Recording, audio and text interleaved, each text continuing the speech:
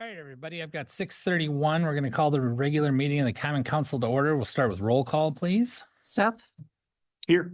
Andrew, Here. Todd Kirking, Here. Emma, Here. Todd Spade, Here. Cindy, here, John, Here. Steve, Here. and Justin. Here, Pledge of Allegiance.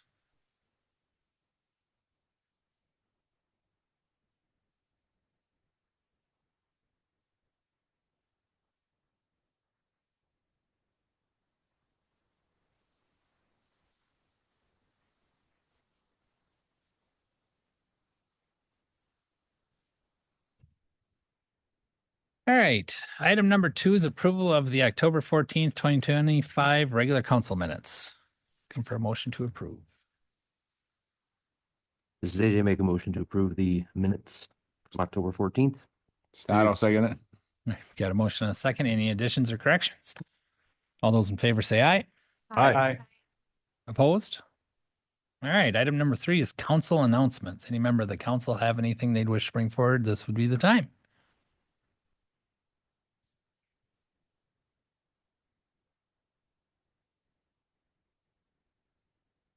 Thank you. Pleasant Ridge is having their Enchanted Forest on Friday. Starts at 3 p.m. at Hubbard Hills. Cindy's Hubbard Hills, so starts at 3. Wonderful. And I know they're having chili. At your house. I made the vegetarian chili, so if you like the recipe, I'll give you, or if you like, I'll give you the recipe. Thanks. Anything else? All right, item number 4 is going to be the first period for public comment. So during public comment, we're going to ask that if you're interested in making a comment, you come up to that podium right there. There's a person. You can press the button. The mic will turn green like this.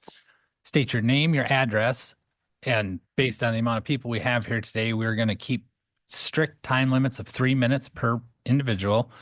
And we are going to most likely end up having to stop public comment by 7 p.m. if it happens to get that long. But there will be a second period for public comment towards the end of the meeting. So if you don't wish to make your comment to start or don't make it in the time allotted, you can stick around towards the end. But there is a couple closed sessions that'll potentially lengthen it out a little bit. But is that all the high points there, Nate? And once, yes, thank you. So one public comment, so per person. So, and Allison, if you don't mind, you can speak during the agenda item. So you're welcome to, but just so you're aware, you don't have to do yours if it's longer than 3 minutes. So Palo Sands Vernon Trails, and as a member of that organization, she gets to speak during the agenda item, but no other members of the public will. So in the VFW has somebody here, they'll have the ability to speak during the agenda item, but you're welcome to speak now if you'd like.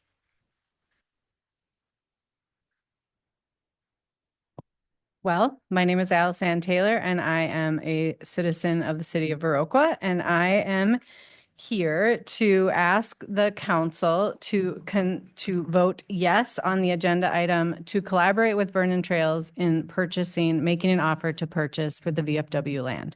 I want to share in 2023, outdoor recreation nationally has generated $1.2 trillion in economic output, and it supports 5 million jobs. In Wisconsin in 2023, it was an $11.2 billion industry that produced economic output, and that was a 9.4% growth from the year before. And why is that important? It's important that these statistics are remembered because it is historic and it reinforces the importance of outdoor spaces. It is proven that communities that invest in outdoor recreation not only enhance local tourism dollars, but prospective residents and businesses often choose locations with outdoor amenities for their lifestyle benefits. The city of Viroqua has been intentional and strategic about their developments, the Hanson Farm and the business park, to name a few. But if we are not careful, we are going to develop the magic right out of this place. It was encouraging to see that Viroqua invested in a comprehensive outdoor recreation plan, which does list the VFW property. This shows the city's understanding of the importance of outdoor recreation. Please vote yes to collaborate with Vernon Trails and its supporters to make a fair offer to the VFW to purchase this property. This is an established asset maintained, and highly utilized by the community. And your vote today helps secure this property for generations to come. Thank you. Thanks, Al.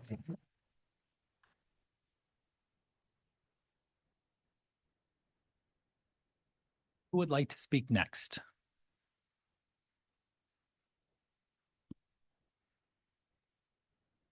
I'm on Zoom. I have a question for Allison.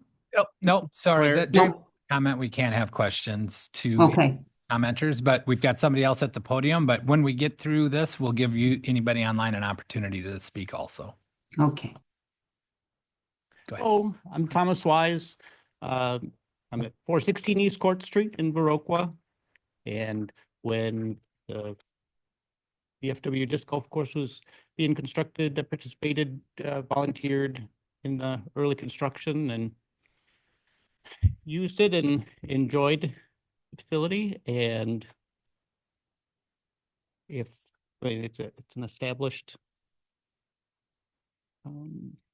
green space and public use area that seems to get a lot of use, and if it's no longer available, that'll be a real disappointment for me and it's not something that would be easy to recreate.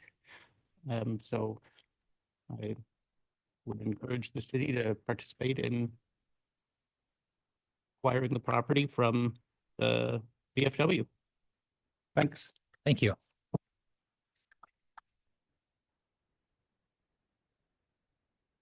Hello, I'm Andrea Haugo. I am in Ward 4 in Viroqua, same address. And I would encourage the city and the community to keep the VFW land in public green space. I have, over the years, spent a significant amount of time in that space and I've really enjoyed it. I like how it's a little bit wild right in close to town. And I also think that people don't visit Viroqua for developments. They visit Viroqua for our green spaces and what we can offer that's unique. Thank you. Thank you. Hello, my name is Michael Brown, 703 Connor Street in Viroqua. The last time I came in front of the council and spoke, I was here to speak on behalf of gaining a voice for more people to get engaged in the community. I'm really happy to see everyone coming out here today. I'm sure there's varying opinions of what should be done with the VFW land, whether or not we should or should not put an offer in to acquire the land. But I'm here to speak today as a person who moved to Viroqua in part due to the outdoor recreation access. And I think that we should strongly consider putting an offer into a fair offer in to purchase the VFW land. I think right now, in today's world, it would be very easy to say, this is something we can't afford. How do we add something to the budget? Who's going to pay for this? And I think there is an argument to be listened to on that side of things. At the same time, I think that what we're faced with right now is an opportunity that we can't afford not to invest in. I've been involved in outdoor recreation in various capacities since my teen years. And from the early 2000s, I was editor of a mountain bike magazine. And I would travel around the country writing stories about communities that invested in trails. And if you haven't looked up the little town of Ironton, Minnesota, I really encourage you to go look this up. There's a community around Cuyuna Lakes is what it's called. And this township has really transformed. They've generated over 130 jobs. They bring in $2 million a year for outdoor recreation alone. They've started, I think, 30-something businesses in the local area. This is bike shops, restaurants, breweries. I have friends who own vacation homes there now. It's a pleasant place to live. I'd highly encourage us to consider doing this because if we don't do it now, I think it's going to turn over to development, and that's going to be a shame. Thank you. Thank you.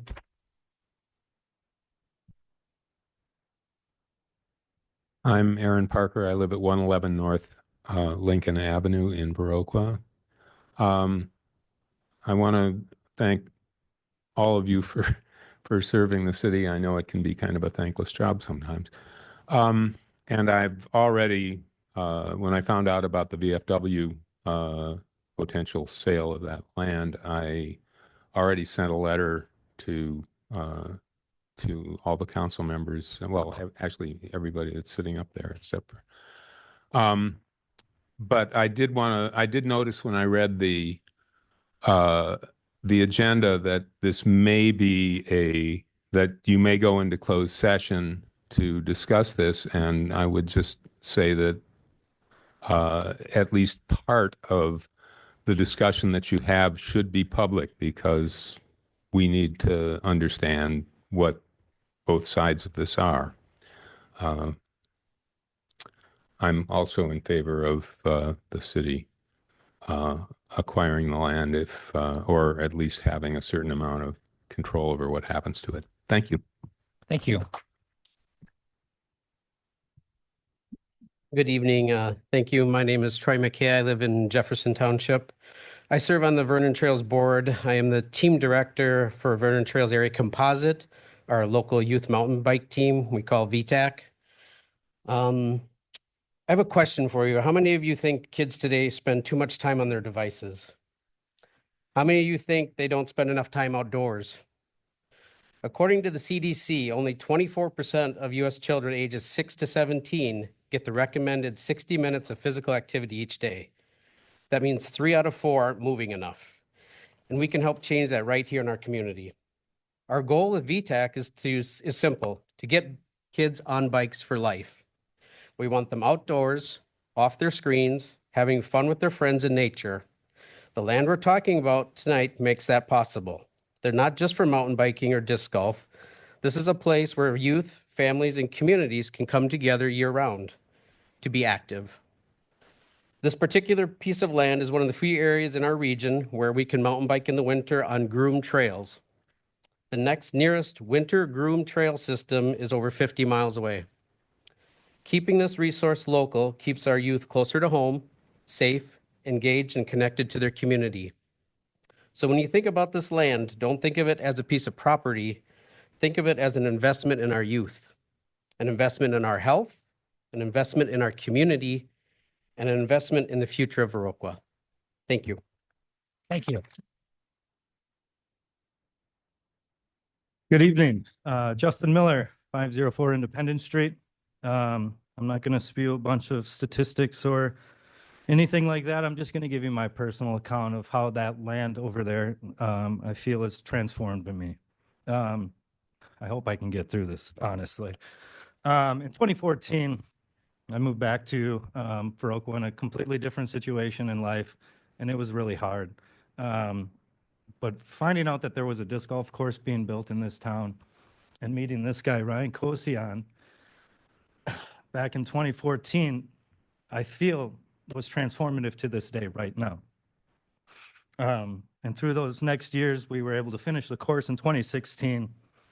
And have since have had numerous tournaments. We became a part of the Wisconsin tour. We ran Winter Wizard putter tournaments where 2 of the top 20 pros in the world came to play this course. We have a memorial tournament for a past citizen, Alef Ellefson, where I have a bank account for his son with a bunch of money raised in it for him. I started a Park and Recs program, running that a few years. And I feel like all of those things through disc golf have shaped me in ongoing efforts for this community, beyond the music and the experience to create a community that I want to live in, and that 2 people go, wow, when they come here. And it's because I love it so much, and I want others to love it after they've experienced it. There have been countless hours spent on that property between myself and so many of the other volunteers in this room. It's a place where I can go and just feel at peace and forget about life and ride on a lawnmower and make it look like a golf course, you know. I've created lifelong memories out there. I've created lifelong friends and connections that I will have forever.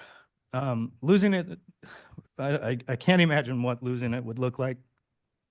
It would be devastating to so many of these people in here for so many different reasons.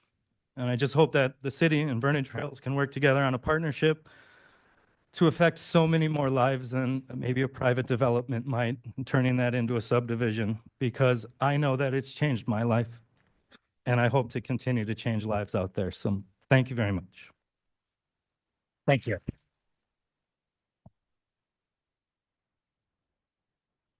Hi, I'm Jean Hawkinson. I live at S5398A Eagle Drive in Viroqua.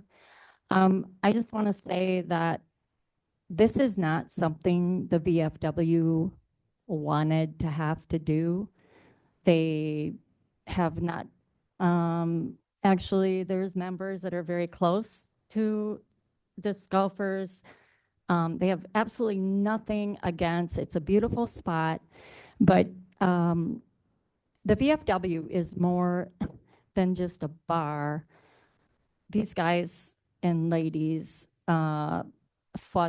risked their lives for us to have such beauty as this. And those guys, I see them come in many times, freezing rain, below zero, hotter than heck. They come in, get their uniforms on. They go to funerals for other lost veterans. They buy Christmas gifts for veterans. They visit the nursing homes. They visit the VA in Toma. They do a lot of stuff behind the scenes. I just want to say, this is not something they were like, oh, geez, let's make a bunch of money. It's an old building. We have sewer issues. There's a lot of things that need to be done there. And this is their kind of home away from home. I mean, like I said, they risk their lives for us. And again, nothing against anybody that is for the disc golf or anything, but reality is, if there was more support from the community and the disc golfers at the VFW, come in for a burger, come for a Friday night fish fry, this wouldn't even be up for discussion. They wouldn't even be selling the land. It's a matter of necessity for our veterans to keep their home site so they don't lose it and that it goes back to the state. Then they're done, they're out. So it's not something they were wanting or wishing to do. This is a matter of necessity. And again, if y'all would have come and had a burger or something, this wouldn't even be happening. Thank you. Thank you. Hi, hopefully you can hear me. I have a pretty soft voice, notoriously so. My name is Rebecca Backman. I actually live at S5420 Eagle Drive. We're neighbors. And I just want to say, every time I've been to VFW, I've seen multiple disc golfers buying drinks, playing in bands, supporting it. And I think that multiple things can be true at the same time. Like, I love, respect, appreciate our veterans and our country. And I love our outdoor space. And we have an incredible community. Vernon Trails is all phenomenal in the work that they do. I should also say, I am not a disc golfer. No one wants me to be playing disc golf. However, I am a biker. I am a cross-country skier. I am a hiker, and I am a mother. And what brought me to this area was to raise my daughter here in this outdoor space. And with a city council that is so dedicated to thinking about how we redo our parks, I know that's been really hard, what our future looks like. My concern in living here now that I have a 6-year-old is what happens to our tweens, our teens, and our young adults. Our movie theater has closed down. You know, the pickleball court, that unfortunately is no longer going on indoors as far as I know.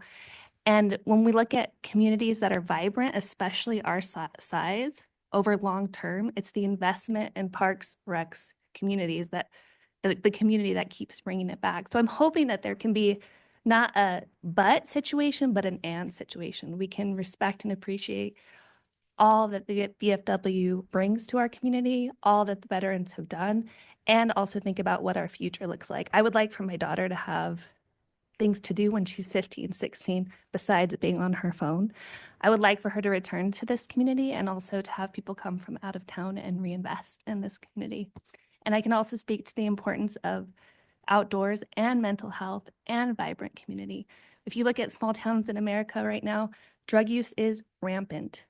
Our town is not immune, but one thing that keeps people from falling into that is healthy, strong community. And I think that that space brings that. Thank you. Thank you.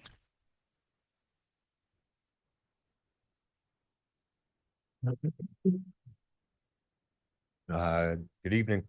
My name is Pete Taylor. I'm a Viroqua citizen. I'm a small business owner on Main Street for the past 20 years now. And I am the volunteer president of Vernon Trails. I'm here tonight to ask the council to vote yes to the collaboration with Vernon Trails to make an offer to the VFW to purchase the land. I'd like to take the time to really highlight a couple of the accomplishments that Vernon Trails is very proud of.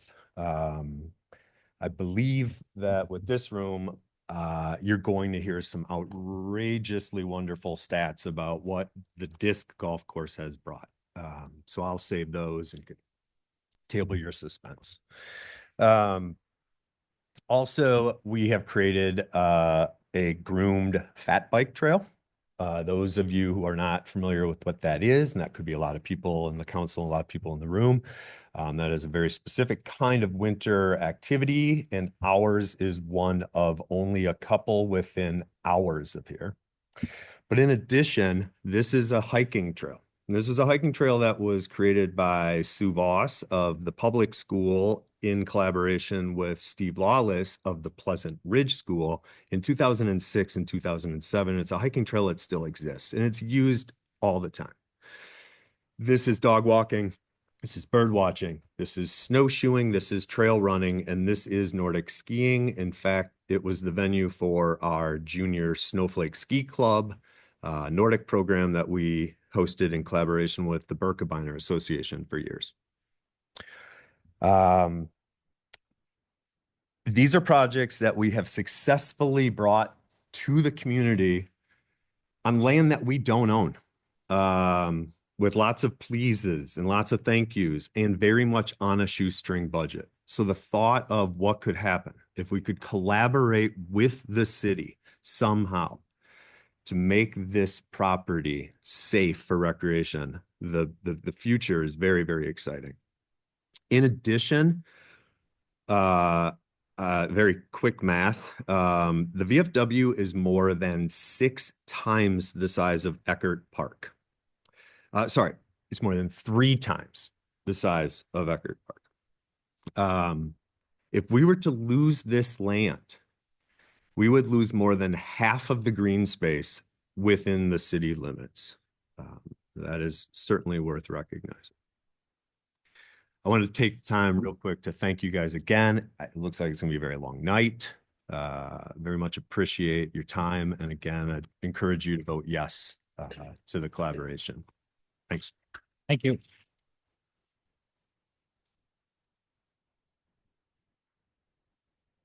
Hello, my name is Ryan Kotzian. I live at 325 West South Street, and I am also a Vernon Trails board member. I've been involved with this disc golf course as a volunteer since we first established it 12 years ago. That's a quarter of my life. I personally have put in over 1,500 hours building it, maintaining it, and helping with events, along with other volunteers. Can I see a show of volunteers out there? Thank you. We have turned this overgrown, barely usable piece of land into one of the top rated disc golf courses in Wisconsin.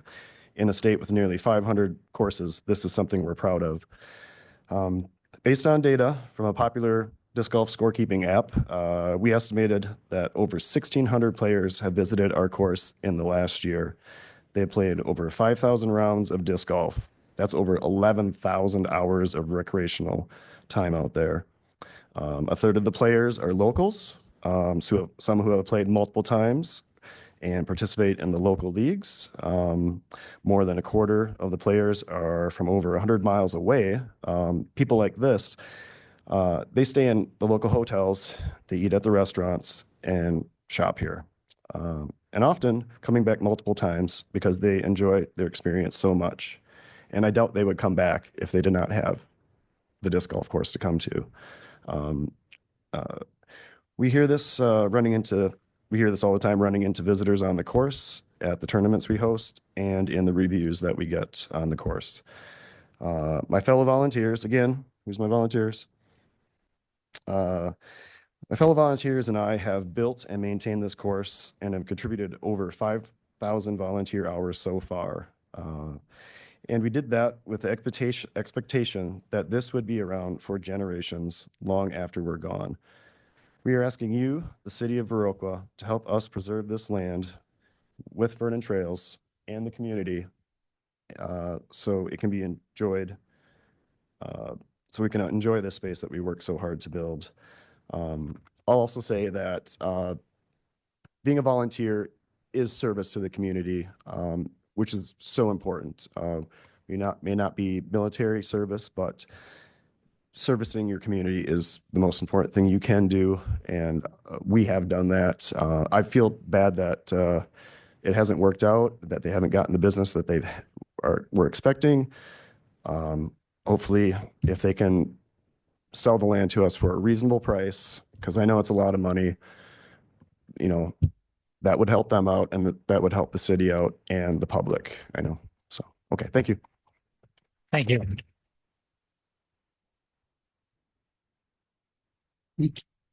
Nick Iverson, 719 Western Ave.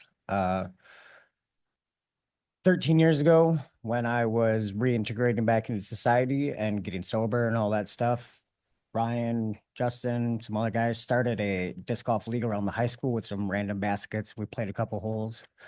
And that was the beginning of my start at sobriety and trying to do good in this world. And since then, it's been, on Sunday, I'll have 13 years not drinking. And a huge part of that comes from the time that I spent working on the disc golf course, having that community when I needed it, and being able to still, I don't really get to play disc golf too much these days because I'm very busy, but regularly I volunteer whenever I can with this to help keep the course alive. I've got kids of my own, and being outdoors is probably one of the most important things for us. And disc golf, is something that I hope to share with them when they're older more regularly. And, again, that's not the only thing that's out there. And it's unfortunate that the VFW hasn't got the support. Anytime I've gone to tournaments there, everybody's in the bar. We're doing what we can. That's always the mutual agenda there, is to help support that establishment and grow the course, and I didn't realize that there was issues with that establishment, but that's very unfortunate. And I just would love to see this space be saved and for it to last a long time. It's really important. It saved my life, and I hope to share it forever with my kids. Thank you. Thank you.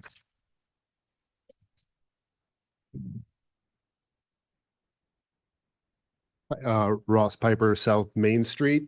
I lived here for my first 18 years, and then I moved back about a year and a half ago. And most of my time was spent in Seattle. And everyone out there wants what we have here. Like every weekend is spent people getting outside, getting into nature, going on hikes, trying to find ways to connect with what's happening around them. And getting to grow up here, like quite literally my grandparents and my father and their siblings planted the forest that we're talking about. I grew up walking through that. When it was an archery course with my grandpa, he had me learning me the name of teach me the name of plants.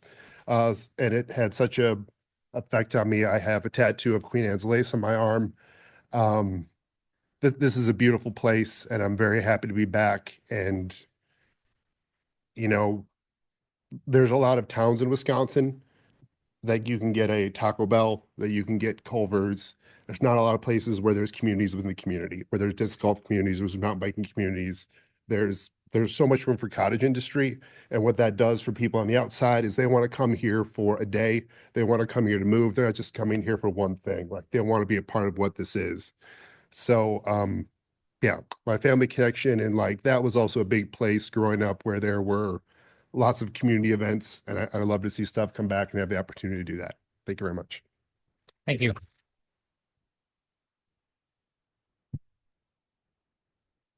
Hey, everybody. My name is Steve Campbell. I live in the Viroqua Township. I sit on the chamber board as well as the tourism commission here for the city of Viroqua.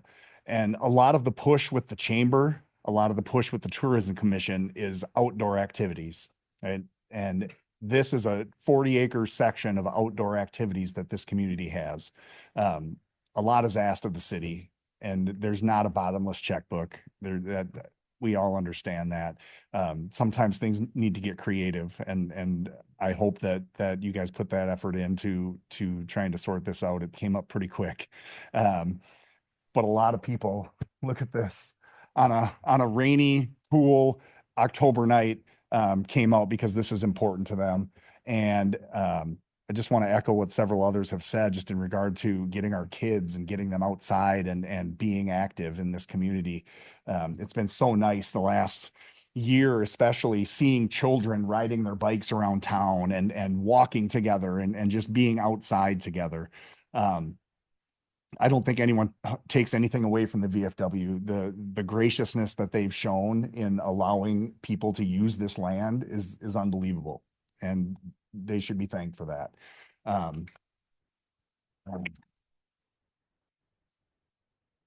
So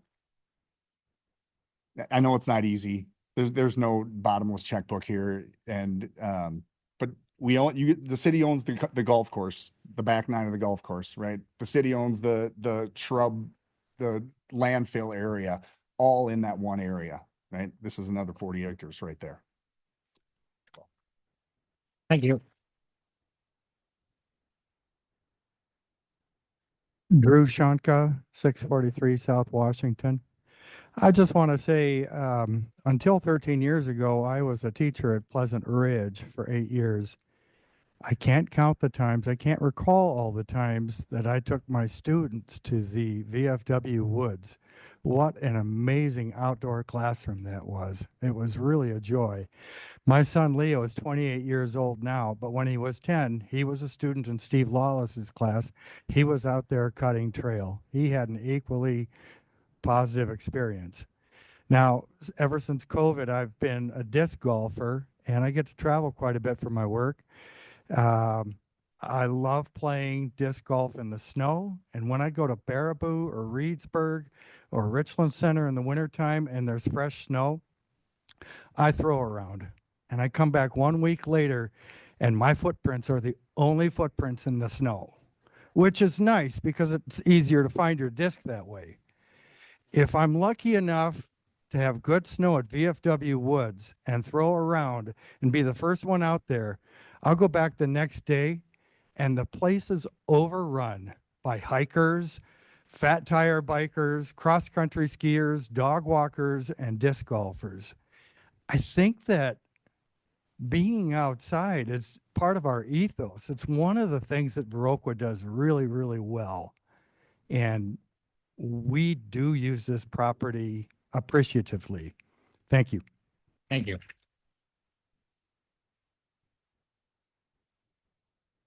Hello, my name is Bruce Gary Brocktrup. I live at 208 East Court Street in Viroqua, which I've lived for the last 20 years now. And the last 5 of those years, I can say without any doubt, have been the best 5 of my life, in large part because I discovered Veteran Hills Disc Golf Course and the community that supports it and the game of disc golf. It's really changed the life of mine and my family's, as well as so many others in this room I know. People, as you could say from Nick earlier, have told me that disc golf has saved their life, and it really is true. It does so much for mental health to be able to get out in nature, even if you're by yourself. It's the closest you can get to finding God outside of a church, and is a church for so many of us. That being said, the disc golf community is growing rapidly. In the last 5 years alone, it's grown 10 times in size of memberships, and the amount of money coming in from this community and from outside of the state and cities around really can't be calculated. It's going to be so much more as the years go by too. Within the next 10 years, it'll be even huger. It is the second fastest growing sport in the world. And so people have talked about coming from as far as Chicago and spending up to a week here with tons of friends. So it's a lot of money they're investing in the community, local businesses, something to consider when voting later. I urge you to please vote yes. It really means so much to so many people who put in so much of their soul into this course and community. It'd be a real shame. I do want to say thank you to the VFW for letting us have this space for so many, and I really hope that we could find a way to keep it for generations to come. I really do feel like not only has it saved lives, but it will save lives in the future. So please, it's a matter of life and death. Thank you. Thank you.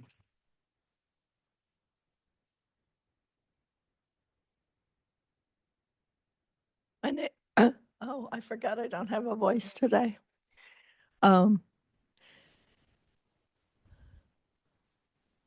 I've walked dogs at the VFW a couple of times.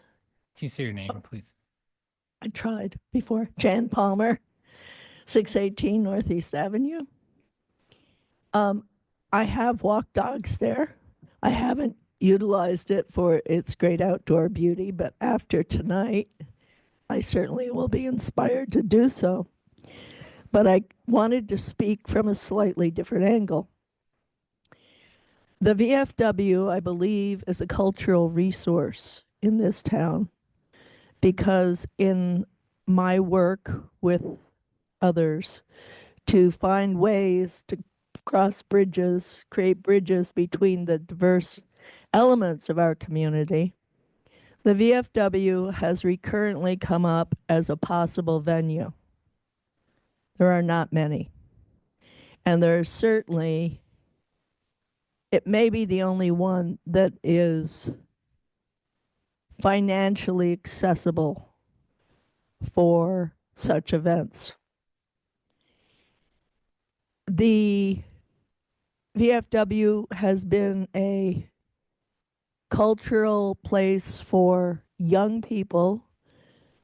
I've attended dances there, music venue. I was talking to one young adult who said it would be wonderful if a true music venue could be constructed there. So my point is this. We have a wonderful constellation of possibilities at this site in collaboration with the VFW. And I would like to see ongoing mutual planning as to how this can become a significant cultural meeting ground. If we don't want to buy it outright, could we lease it with an option, first option to buy if it goes up for sale? Could there be a win-win situation where the VFW would have its financial needs met without, I think this is something that requires creativity and cooperation. And I think it'll be a huge win all the way around if we can pull that off. Thank you very much. Thank you.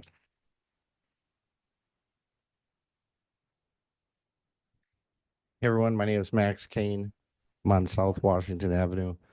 I'm probably just like anyone. I'd like to see, I would like to see this property not get developed. That would be completely disgusting to me if it was a bunch of like a subdivision or anything like that. I'm sure a lot of people maybe feel the same way, maybe not as strongly.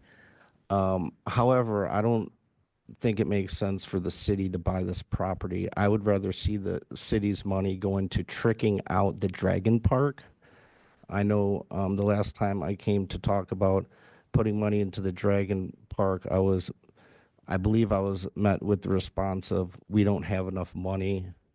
I think if the people of Viroqua in this community want to keep this property from being developed, we should raise the money privately somehow, if it's that important.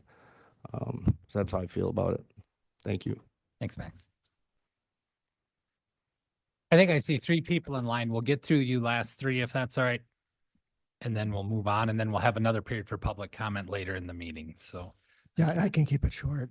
I'm Mike Kratzer. I live on Hillcrest Street in Viroqua, and I'm here to support the continuing keeping of the green space of that land behind the VFW. One thing I wanted to say is that once land's developed, you never can bring it back to a green space. And I think a good story that relates to that is what happened in Central Park in New York, 800 acres within the city. I know we're not New York, but just think of the forward thinking in that case, to protect the green space, to protect generations ahead of us.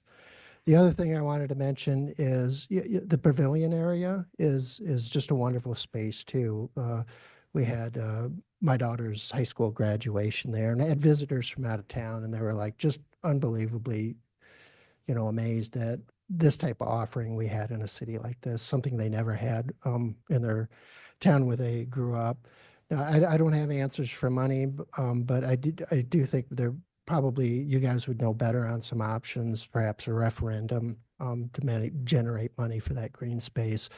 If I saw that on the ballot, I would fully support it, right? Increases in property tax to support a green space like that for kids in the community in general. Thanks, everyone. Thank you.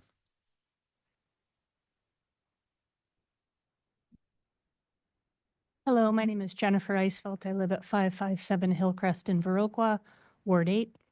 I've been an engaged and active member of this community for 17 years, along with my partner and our children. As my husband mentioned, we had our daughter's graduation party in this space. We've attended many school events there. We've attended a wedding.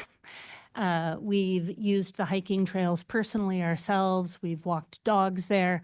We've certainly had out-of-town family members and friends who have come from very far-flung places, many outdoorsy folks, and all of them agree that it's quite amazing to have a space like that in our little town. I wholeheartedly support keeping this space green. I wholeheartedly do not support development of this space, and I would ask the City Council to be creative and to support Vernon Trails as well as the other organizations in finding a way to keep the land green. Thank you. Thank you. Paul Grenier, 801 East Decker. My true address is probably the golf course. But I have been told by my golf buddies that I probably should take up disc golf. But I actually like both of them. I want us to look at this as an opportunity. I know money is obviously an issue. I appreciate the firehouse, the big fire, beautiful house, this building. I appreciate all of that.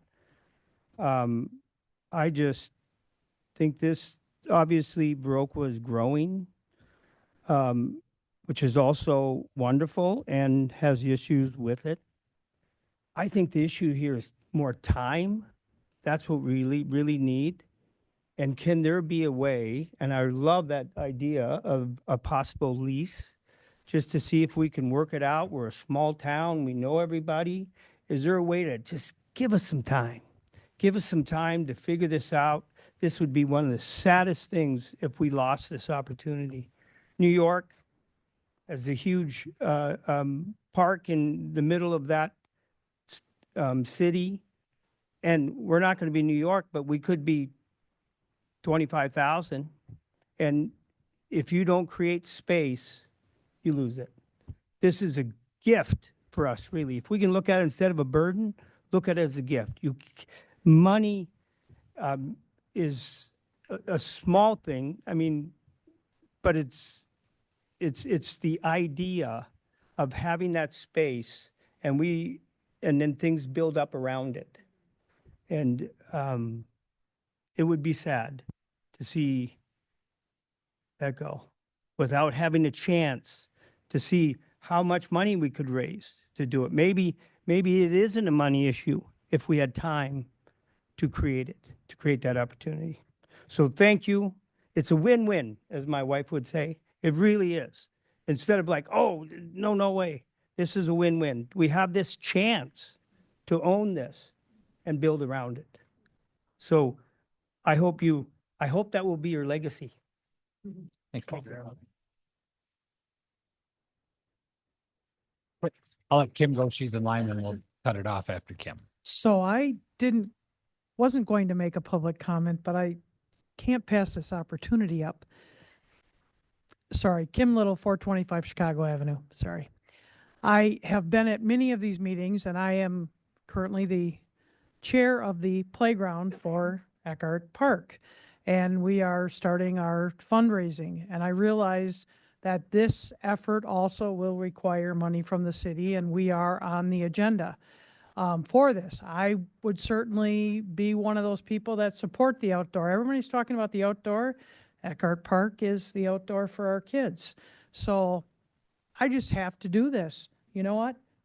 I would be glad to take a donation from anyone in this room that would like to donate toward Eckhart Park, because we do need to raise that money, and we are starting on our fundraising. The city has committed money toward it, but as everybody knows, nothing is cheap, and we still have to raise money, and hopefully the end of this week, we should have our semifinal design. The city will hopefully approve tonight. The council will approve. We're going forward with the vendor we're using. And the city's done a lot of work on this, and the committee has.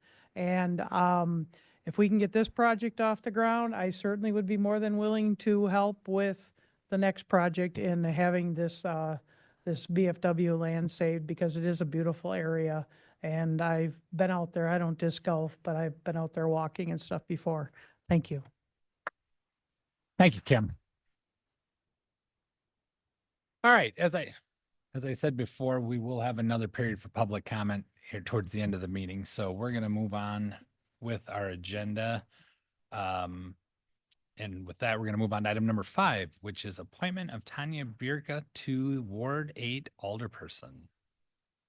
I saw her. I know she's here somewhere. Okay. There she is. So, so what's that? Yeah. Well, so we have this vacancy for an alder, and Tanya had expressed interest. A number of people in the ward had reached out, asked, with supporting her. And I think based on, her interest, her experience, what we're needing in the short term to fill this vacancy, she's a very good fit for all the spots we have. So I'm recommending that we appoint her to fill Crystal's vacancy on the council. I do. Nate, do you have something? Yeah, just real quick. As part of your motion, I'll just reiterate to the group that part of what we advertised for was not only the Ward 8 position, but also the committees that we would be asking this individual to serve on. So I would ask that your motion also include that.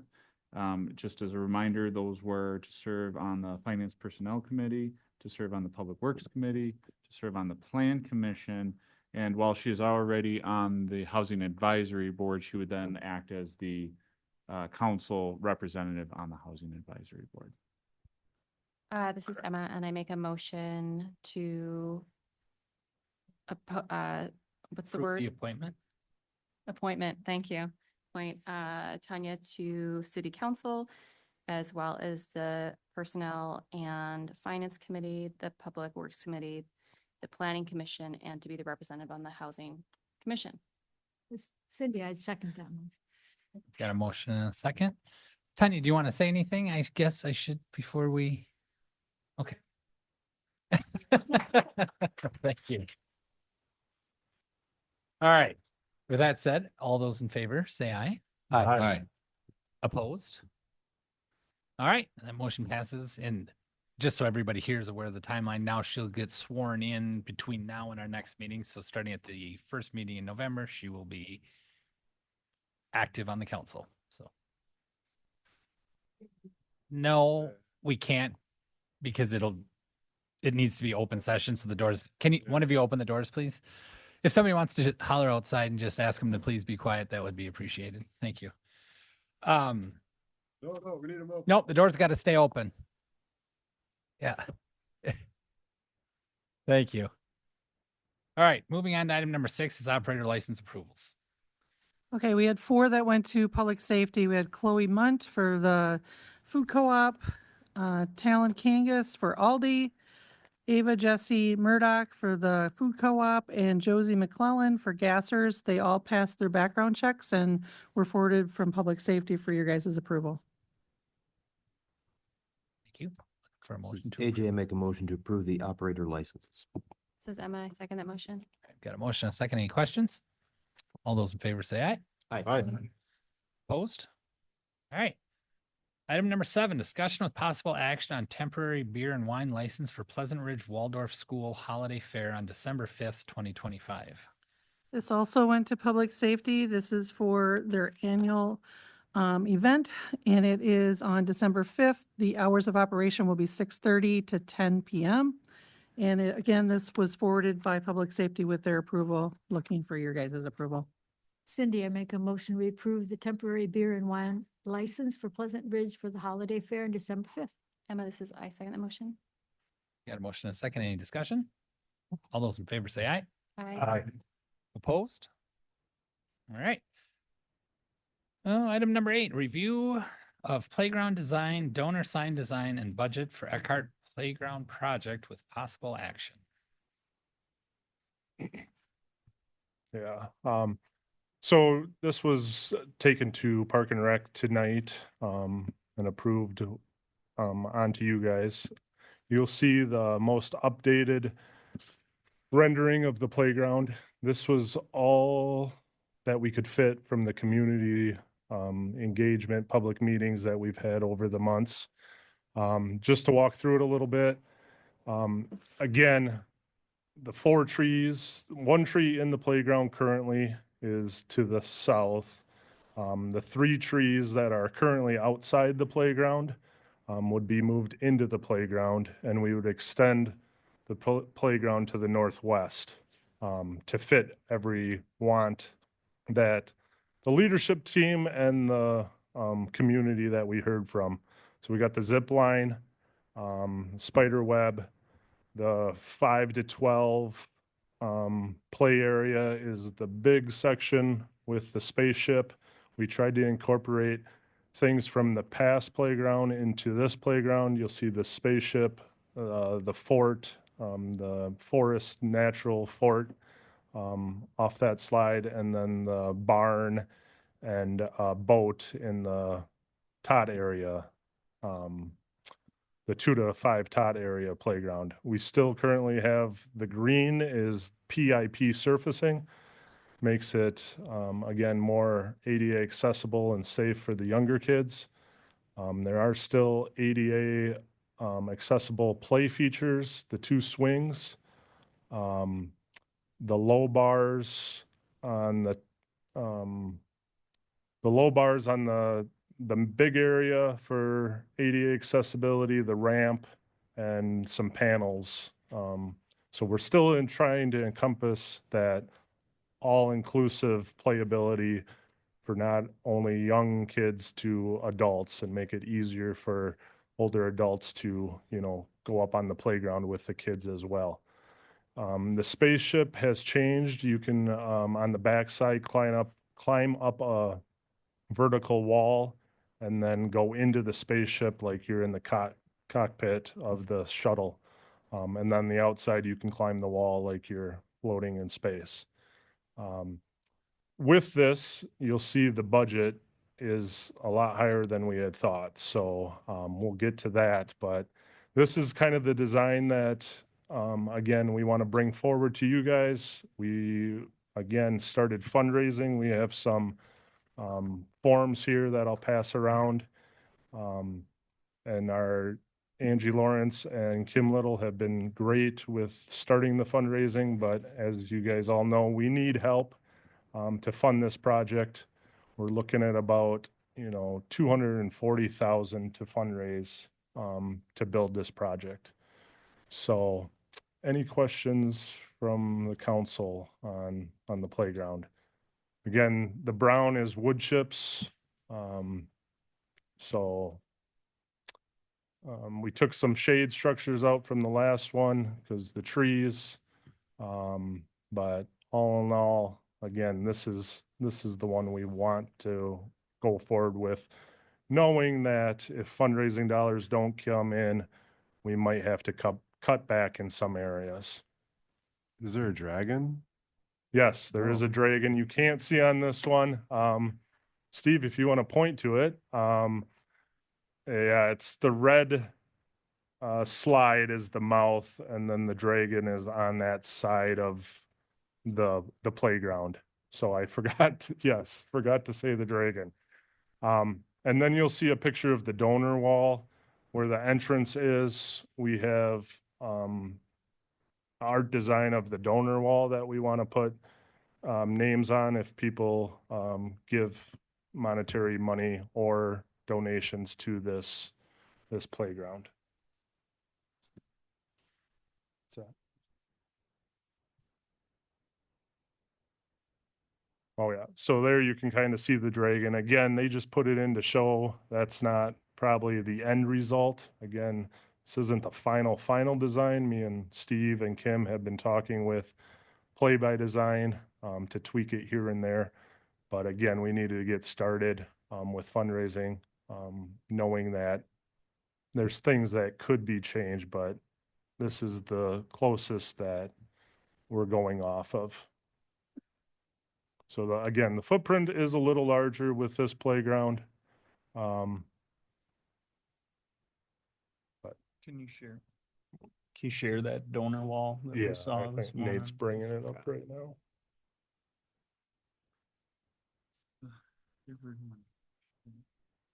That's the right one.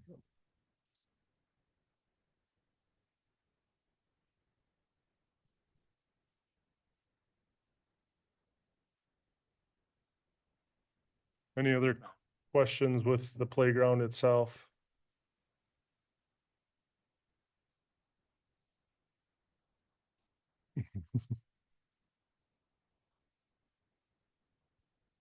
Thank you, Kale. Is there any questions for Kale? I think we're waiting on, are you going to pull up one other Yeah, thing, Nate?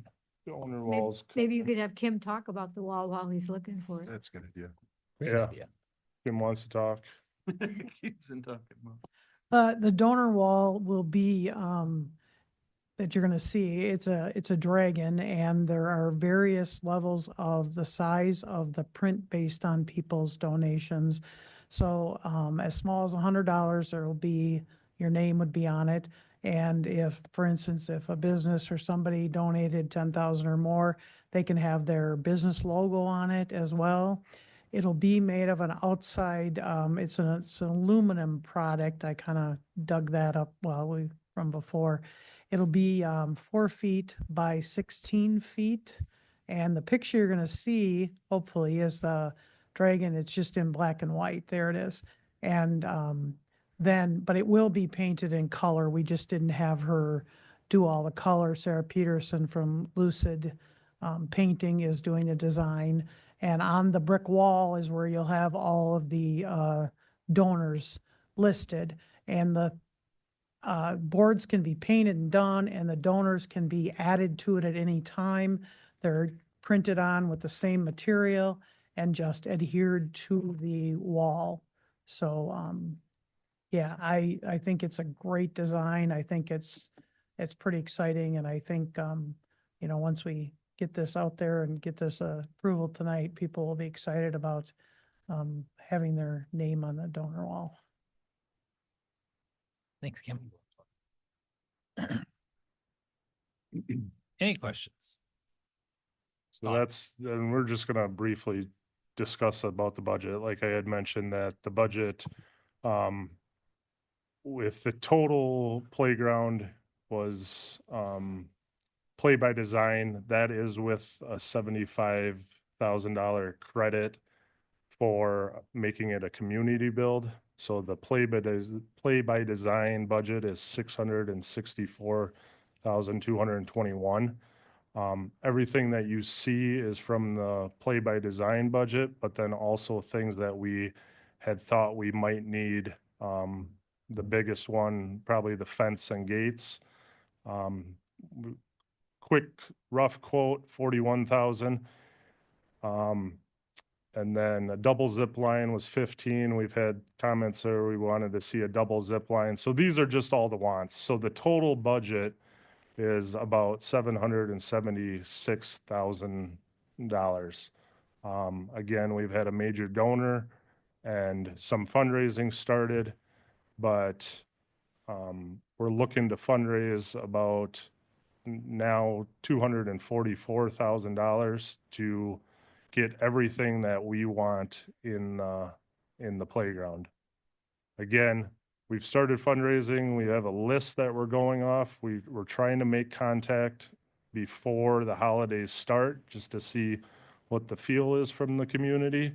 Come back and probably talk to you guys in case we don't feel where we want it. We might, again, have to look at, removing some of these items. But this is with, again, $375,000 from TID 6. And that was the discussion in the Park and Rec Committee, as Nate will probably talk about, is there might be other monies that we could bring up that TID 6. But my concern is, we're taken away from other parks and the status of our current parks. I highly recommend that we need to invest in not only this park, which is hard because this is the flagship park of Viroqua, but all our parks need to be updated and spent. As you heard a lot, everybody enjoys the outdoor spaces. So it's definitely hard because I want to see this park. I want more money at this park, but there's other parks that need to be updated as well too. So my recommendation would be, again, to keep the 375 from TID, try to fundraise the 240. If that doesn't happen, look to scale the footprint down or remove some of the pieces of the playground. Anything else you want to say? Nope. I think Kale did a really nice job summarizing it. Again, part of what we're doing tonight, just to make sure everybody has it, is the design, making sure we're comfortable with the design that was shown on the screen. Number two, that mural wall will be for our donors is something we want to get your eyes on and make sure you're okay with it. And then number three, the budget, specifically the allocation from TID 6. And just to expound on that a little bit more, that $375,000 is part of the draft in the capital improvement plan for the next 5 years. It has not been solidified. It was just sort of a number that was a placeholder. Certainly members of the steering committee that Kim and Steve and Kale and people like Angie Lawrence are a part of, some members of that really wanted to see that 375 number increase because there was concerns about their ability and the community's ability to meet what is really here a $291,000 fundraising goal, right? The 245 that Kale talked about is after the first round of donations have already been accounted for. So the total goal is 291 based on this particular budget. So just to round out a little bit more about their conversation, and maybe Steve has something to say about it. What Kale said is absolutely true. If that $375 wanted to be raised or wanted to be increased to 400 or 425, council has the ability to think about pulling it from other projects, but it does have to come from somewhere.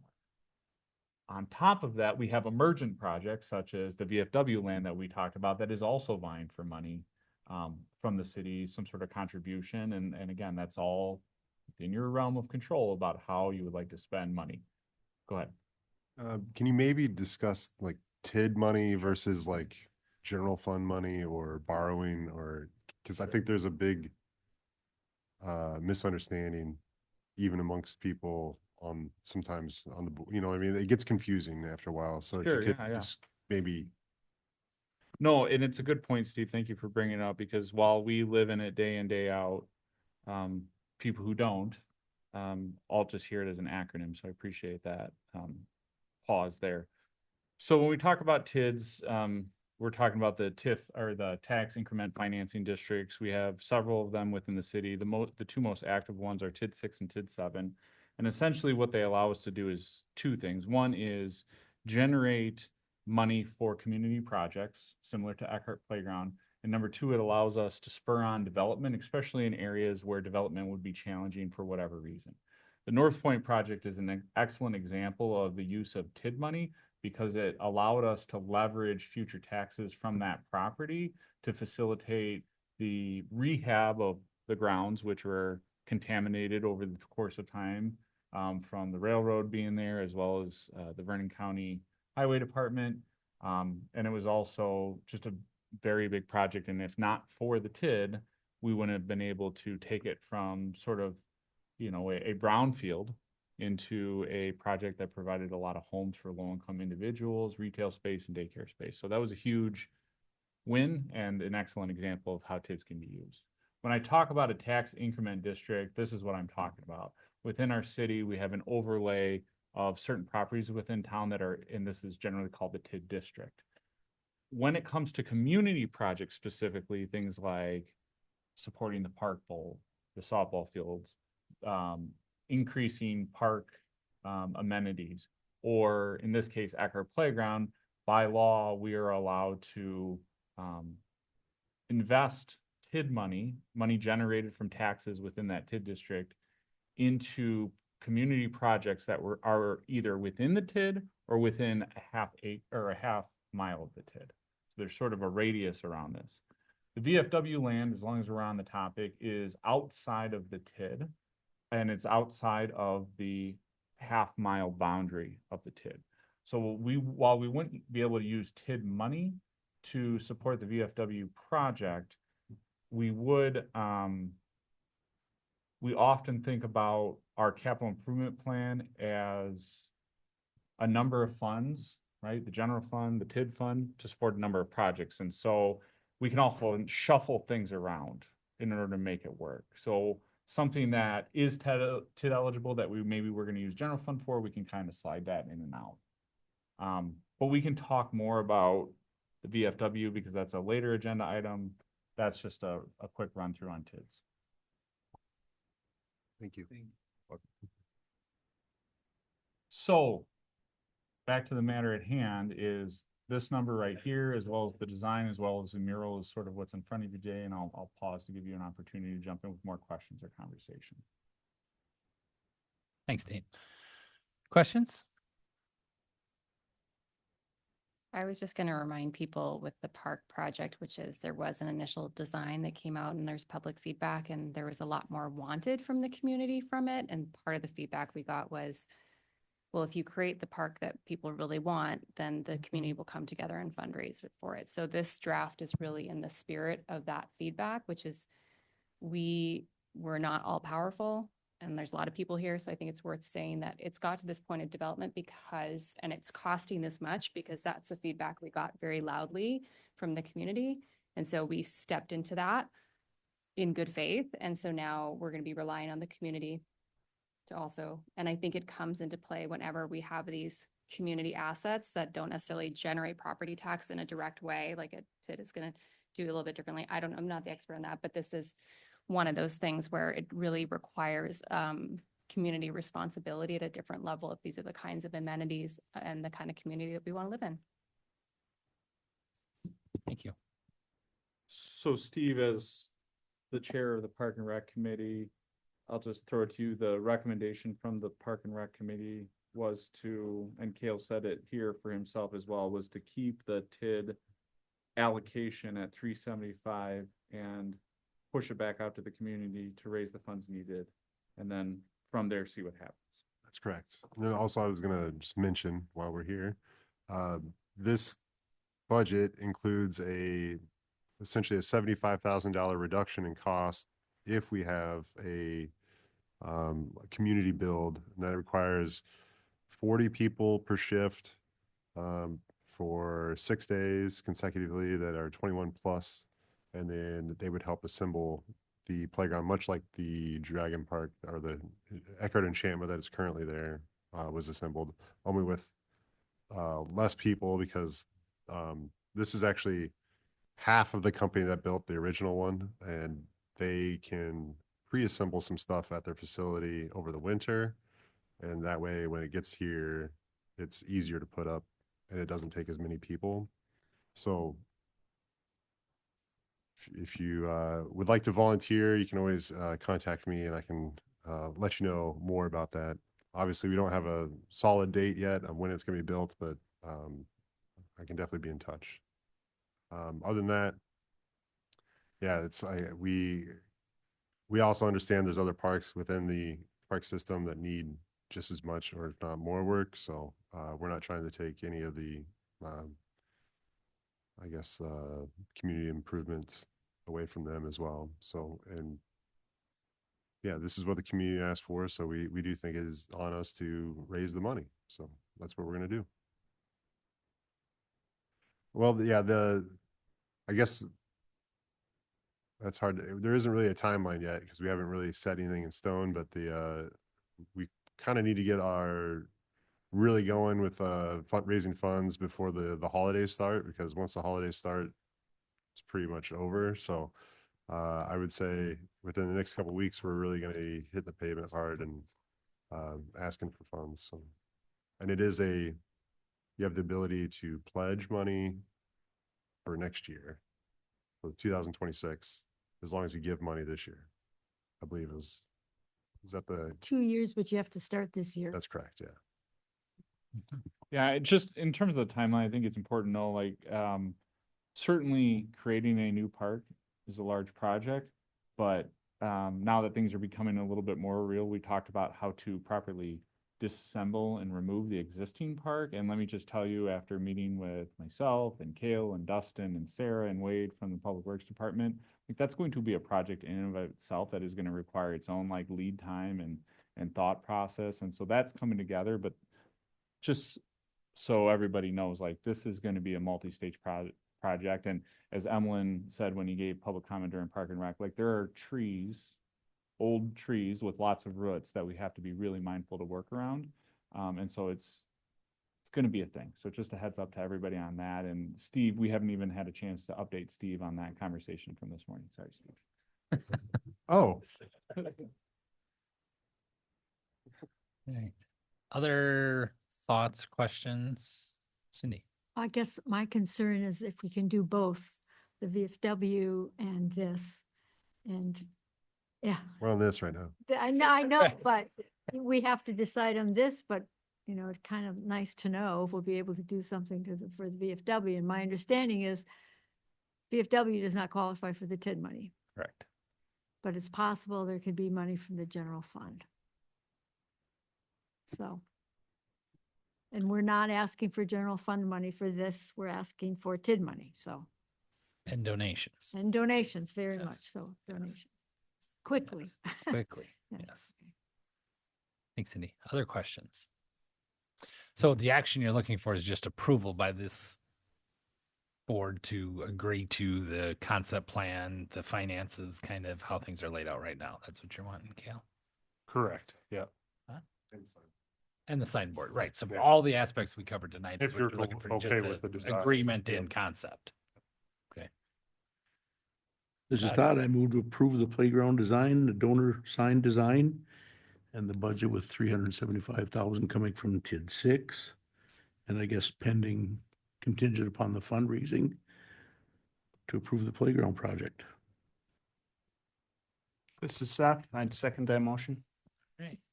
Got a motion and a second. I think we'll do a roll call on that one. Steve, Aye. Seth, Aye. Andrew, Aye. Todd Kirking, Aye. Emma, Aye. Todd Spath, Aye. Cindy, Aye. and John. Aye. All right. And before we move on from that, if anybody wants to get a hold of Steve about any of the things he mentioned, you can go to the city's website, and under the council tab, you can find all of his email and his cell phone number and everything. Address. Address, right. He's There. he's accessible. So if you do need to reach out to him and have any questions, that's where you can find that information. So, all right. Item number 9, possible closed session per Wisconsin statute 1985 1E, deliberating or negotiating the purchasing of public properties, the investing of public funds, or conducting other specified public business whenever competitive or bargaining reasons require a closed session. Now, before we go into closed session, like we've been doing, we're going to have as much conversation in open session, to Aaron's point, I think is a good way to move into this. So we're going to have some conversation in open session. As this progresses, you may see Nate or myself or Lori stop. If somebody's going down a path that should be happened in closed session, we may stop them and say, we're going to do that in closed session. And then once we're done with the public portion of this closed session, we're going to move that a little further down the agenda. Just near the other closed session so we can get through the rest of it, and then we'll come back and take any action on that. So I know it's a little cumbersome for all the folks here, but just trying to get through all the things the best way we can, because the closed session sometimes can take a tremendous amount of time, and we want to make sure that we get through all the other business too. So with that, take it away, Nate. Yeah, thanks, Mayor. So as everybody in the community is now aware of, and hopefully all the council is aware of, in an email I sent out, this has been an emergent issue and topic and opportunity, however way you wish to view it. Again, just for full clarity, the property in question is this 40 acres adjacent to the VFW property on the south end of town. The mayor and myself, as well as Allison Taylor and other members of the Vernon Trails group, have met with the VFW board, Steve Thompson being one of them, a couple different times over the course of the last few weeks to a month to talk about what opportunities may exist. I would like to have Allison come up here at a certain point, just again, share any additional information. Fake out. I mean, you can come now. I'm just saying we'll talk, but I'll just lay the groundwork. So she'll talk a little bit about, just again, reiterate what the current uses of the property, what could be the uses of the property, give everybody here an opportunity to ask lots of questions. We're not going to discuss any dollar amounts or anything that would have something to do with a potential deal between us and Vernon Trails, or us and the VFW. We're going to save that for closed session bargaining. But I think with that, that's probably sufficient ground rules. So Allison, now you can come up and talk, right? And share a little bit more information that you may have. Okay, thank you again for your time. Sidebar, I'm a Vernon County supervisor, board supervisor, and I've often advocated for evening meetings, and I'm really rethinking that idea. Okay, so Vernon Trails, I just want to give you a very 2-minute who we are in case you don't know. Vernon Trails is a nonprofit organization that has been committed to and dedicated to promoting outdoor recreation to the community in which we live. We are a 501c3 organization that has been around now for 19 years. We when we started our initiative, there was not one single mile of shared use trail in the county. And now we have built, advocated, and collaborated and created over 60 miles of shared use trails in the county. Over the last 2 decades, we have executed, sponsored, and been a part of executing over 100 community events like the Viroqua Community Bike Ride, the Dairy Bay Gravel Ride, multiple disc golf events at the VFW land. And we have just been active in making sure that our youth have places to play and be part of outdoor efforts. And that was spoken a couple times with our youth mountain bike team and also our Snowflake Ski Club program. The property we're here to talk about today is the VFW property. And in 2013, we signed a memorandum of understanding with the VFW to build and create an 18-hole disc golf course. And along with that was also to revitalize the hiking trail that was established there and to really promote winter sports, because as all of us know, especially if you're trying to promote any kind of tourism, winter around here is kind of like the lull season. And so trying to be intentional to make sure we have winter things for people to not only play in, but to bolster your local economy. I want to make this clear because I don't know if it was clear in public comment. We understand that the VFW has a financial need. There is no question and there's no conflict about that. We want to help them meet that need, and we're coming to the city to partner to see if we can come up with a fair and reasonable offer to provide the VFW, because we understand they have a financial need. We also believe that if we can do this together, we can preserve a legacy to honor the veterans of foreign war that live here, to honor that space for them forever and to help them meet that need. To be able to have a park in their name, to host outdoor recreation, and to have a space to truly hold what they've served for our community is really part of our intention. If you develop it, it's gone. A developer is not going to have a park for the veterans. A single home is not going to have a park for the veterans. So I just want to make that clear in all of the discussion. There is no animosity of the need that the VFW has. They need help financially, and we want to provide a fair offer with the help of the city to do that. I just really needed to make that clear. I did want to just point out to the council that you probably saw, or some of you may have seen, that there was a petition that went out to save the land of the VFW. And I do want to just illustrate what the numbers of that is and how that data is encouraging from an outdoor recreational initiative. So today, that number on the petition, along with our paper petitions, well exceeds 1,500 signatures, but the data I have when I did this homework, it was over 1,300 signatures. So I'm going off the 1,300 number. And here's why it's important. When you do outdoor recreation, you need to make sure your initiative is first meeting the needs of the constituents and the citizens that live in the area. And of that, those signatures, of that, please make this a priority. 600 of them came from the Viroqua area. Then you take the next layer. Well, who else is in your community? And so 175 came from Lafarge, Cashton, Viola, Gays Mills, people who maybe don't live in the city, but we would still consider part of our community because they're here, right?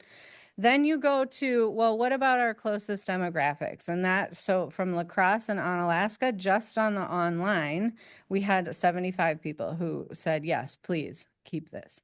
Then all of the rest, close to 500, are people who come here, Milwaukee, Madison, Minnesota, Chicago, come here, spend their money, and then go home. And that is the mix that you want to see when you're doing an outdoor initiative, because you have to have people who are excited about coming and joining and visiting. But your people who live here also have to make sure they are engaged in it. So I just wanted to, that petition has been going around, and so that I wanted to give context to where all those numbers maybe have come from. We believe Vernon Trails wants to be a financial partner in this, and we want to work with the city. We know that we both have shoestring budgets, right? We both have to make this work. But I think you heard by most people here, that if we don't take a shot to give VFW a reasonable, fair offer, then the land is gone for good and we can never get it back. So we're hoping that we can work with the city to come up with that agreement. And then who knows? I mean, the programming there could increase. There could be even more opportunities for the city. We could get creative together on what we think could happen over there. But none of it happens if we can't make them a fair offer. So I'm open to questions. I hope, Nate, that was what you were hoping I'd share. But so that's where I'm at. Thanks, Allison. Questions? Steve? Yeah, so Steve is with the VFW, and I told him he has the same opportunity to speak, so.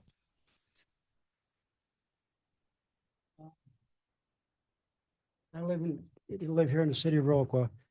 To let you know, we don't really want to sell this land. We really don't. Because I, as a kid, played there. I mean, that's where I grew up, was in that back 40. I can remember Hockey Association planting the pine trees. But due to a lovely economic situation that everybody's in, or most people, it has just come down to the point where we're probably going to have to sell it. But the good news is we're not 100% saying we're going to sell it at this point. Right now we're looking at options, is it exactly, we need to get a complete layout. Do we have the 40 acres? What should we sell it for per acre? Who's interested? You know, we're just looking for resource information right now. So as of right now, there's not a 100% guarantee we're going to sell it. It's just we're looking for interest, you know, but as you know, we can't sell it for $5,000 either, you know, but I just thank everybody for coming here and showing their interest in, you know, in, we just need more business. So I want to thank you all for coming and thank you for the time. Have any questions? Please go. Thank you, Steve.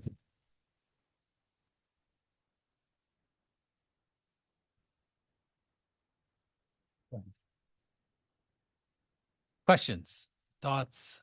I mean, now is the appropriate time to have some conversation. How long has that property been in the ownership of the VFW? Do we know? Early Early 50s.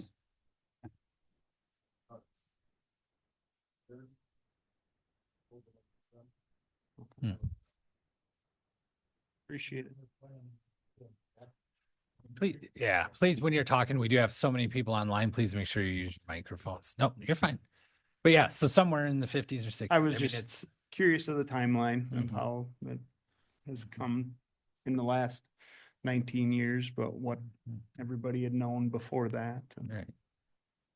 Thank you. It's been treated as essentially a public property for many, as Steve Well, said, and there was archery hunts that used to happen back yeah, there. when I was in high school, that's where I went and shot my bow. Right. They had a 3D target range set up back there, and I know, Todd And it pretty had, much and I'm sure you too, and so I mean, it's been. transitioned from that about the same time that the disc golf started. I think it stopped. That for whatever reason, that was kind of an association or a group that kind of just stopped doing the archery thing, and it kind of just went. Yeah, and it kind of just grew up and grew over, and then Vernon Trails through some collaboration got with the VFW and went in there and did do a tremendous amount of work and things. So back in there. Thank you. I just had a question. I was just kind of thinking a little bit about the draft plan for the park comprehensive plan and just about different forms of funding. And I know there's like purchase agreements. I'm curious, not in talking about dollars, but are there different models? What's the general model that is being proposed right now? Or are there other options if there isn't like a real selling, it's not being, as he said, not being sold? Well, to Nate's point, we'd met, Nate and I had went to a meeting at the VFW, and they are pursuing correct me if I'm wrong, Steve, but you've spoke with some realtors trying to get an idea of the value. They're in a position where they need cash to operate. And that's their probably quickest, best way to generate a significant amount of cash. And that's why that body has kind of went down that path. So nothing, as Steve said, they haven't listed it. It's not listed for sale, but it's clear, and it was made clear to me, and I'm sure Nate would agree that it is the intention of that body to pursue a sale. Now, maybe Steve heard some things tonight, and I don't know when your next meeting is, but maybe going back and, I mean, maybe part of the closed session is the city needs to talk about what's the city's appetite for participation. And, the idea of maybe an annual lease payment was talked about. Maybe there's, That's sort of maybe my something question, like that can be are there structured. different models like versus a purchase, Right. like is there? Well, and to Alice Ann's point, I think the idea of coming up with a reasonable offer, and a reasonable offer could be a reasonable offer to purchase. It could be a reasonable offer to lease. It could be a reasonable offer to financially participate in some sort of enterprise that helps the VFW become more sustainable. Yeah. Along with, you hear about the music venue ideas. And it's hard to see in the map there, but there's still a section of woods that will continue to be VFW. So like where the pavilion isn't part of this 40 acres. Is it? You have the lines there. Right. But that's not right. You want to see the 40? Yeah. Oh, I'm sorry. In relation to that building, just so people can understand. It's like the front 15 acres. Right. So there's still, like the VFW would still own that pavilion where like some concerts or the rental things happen. So even if this was sold and let's say the city and the VFW and Vernon Trails come together with some sort of a plan, I think it's still absolutely imperative that whoever's in charge of that relationship works with the VFW to help promote, and that was talked about in the meeting, I think, Steve, where with the, Ross had brought up some great ideas about how do you get a band in there? How do we work with the VFW to help bolster their business along with the thing? So the neat part about this is it gives an opportunity for like real collaboration. And I think I said this at that meeting. I think the most successful things we've seen in this community are collaborative efforts, right? Like in everything that's been very successful in Viroqua, if you look back over the last number of years,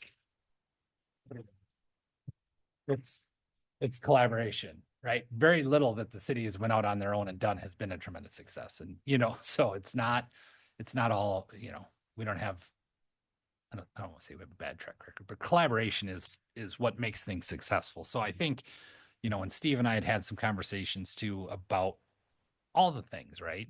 And that's an important thing to keep in mind. So to your point, that was a long answer to your No, question. but that's what I wanted to know, right? Because there's like, traditionally, it's just what we've heard is the fair price to purchase, but hearing about what is the actual need behind their financial need and Right. that there may be a different strategy that works, doesn't put all the pressure and financial strain on everybody. So And to Nate's point, that's what we'll talk about in closed session, because that's, when the city's engaged in making any kind of like offer on any purchase thing, it's discussed in closed session, just to make sure that we don't, say something we shouldn't, or offend a buyer or a seller or something like that, or, tip our hand too early kind of thing. Not that we want to do that to the VFW, we want to good partners, but the city does have to talk about maybe options. Maybe there's something we come out of that meeting and we want to propose to the VFW, give them an opportunity to kick it back to us, right? Like, so that's where that'll be discussed. I've talked enough. Who else would like to speak?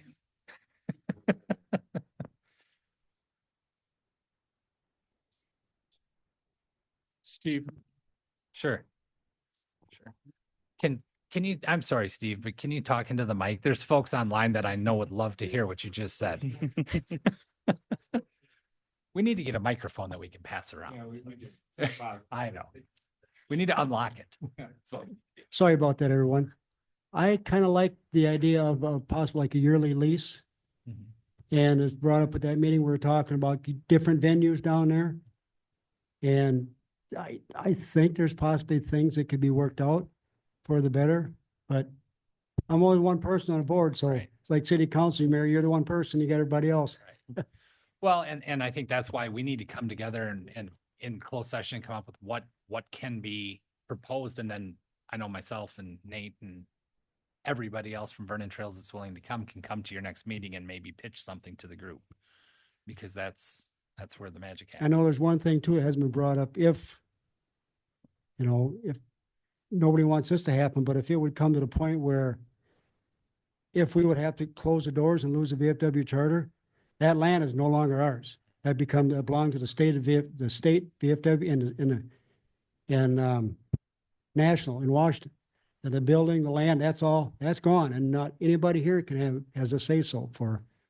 So that's the scary part. You're welcome. Anyway, thank you. Anybody has any questions? Stand by, for me? Steve. I think Yeah. Beth has a question. Steve, does the national VFW have a say in the sale No. of that property? As of now, it's As long as we own your that charter? land. Okay. No, they don't. But if we were to default. default, then it's theirs. Okay. What else? Steve, We'll share the mic. Sure. If we were in a lease situation Mhm. and then the charter were to go, Mhm. then they can take the land there Yes, too. correct. Okay. So that also is maybe where a sale becomes less risky Mhm. for that. Sure. Do you want us to post? Yeah, I think so, because that's a good point. But I think Yeah. that's where, when we talk through all this, like in the interim, I mean, like that's where creativity comes into play, right? Maybe at least for a short term, and you guys work through some of your issues and then determine a sale's necessary, but maybe we can agree on a predetermined Sure. first right of refusal or a purchase price or something along that lines. And if you get into that position where it's time to pull that trigger, then we execute that. Sure. So I appreciate your point, because that is the risk of a lease, right? You could pay 3 years of lease payments and the VFW could decide to give up its charter or lose it or whatever the case may be. And now it's gone and all that money is out the door too. So Well, and then everybody loses. exactly. Right. Everybody. Everybody loses. Right, right. So. Any more questions for me, anybody? Yeah, Steve, is this something that would have to be up for a membership vote by the VFW members or? We order currently to have a sell it, or- board that are lifetime VFW members. You have to be a regular member. But yeah, it would come before our board, all the different bids, or whatever, and then we will choose who we like. You know, I'd say, we'll take this first one, second one, third one, then we'll go from there and say, okay, we'll accept this one. But yeah, it has to be board members. Right, but I mean, is there a vote by that same membership that says, yes, we sell it, or no, we don't sell it? So there, Yeah, so it's the The board. life members you said have a vote in, Yes, in yes, you sell it, or no, we don't want it sold, It- or is, any regular member of the VFW has a right to come to any of our meetings and voice their opinion. So they could actually vote on it. Doesn't have to be just the board. It can be regular card holding Yeah, yeah. VFW members. Does that answer? yeah, yep, Oh. it does. Hey, thank you, everybody. Thank you. Steve, hold on. Steve. Hold on. Mr. Steve. Yeah. Steve, I'm Steve. I know. All right. Because I don't know the amount of money the VFW needs. Does the lease option even, does that sound reasonable? Like, you know what I mean? Like, without determining how much that lease would need to be. I'm just trying to wrap my head around this whole thing without Sure. knowing anything. So, I think the best way to do this, it would have to be brought up at our next board meeting, which is next month. And maybe some offers thrown on the table to us. And we'll give you X amount of dollars for a year. Or X amount of dollars for 3 years, and then we'll look at it, say, okay, yeah, that could help us. It's just something we have to decide on the board. thank you. You're welcome. Thank you. Does anybody have any other questions for Steve before he sits down? I apologize. The public cannot ask questions at this time. So I'm very sorry for that. I'm sorry, but the public, Steve, you can't answer questions of the public right now. So the public cannot ask questions at this time. Sorry. Right. You can certainly ask him that outside of the room if you'd like, but.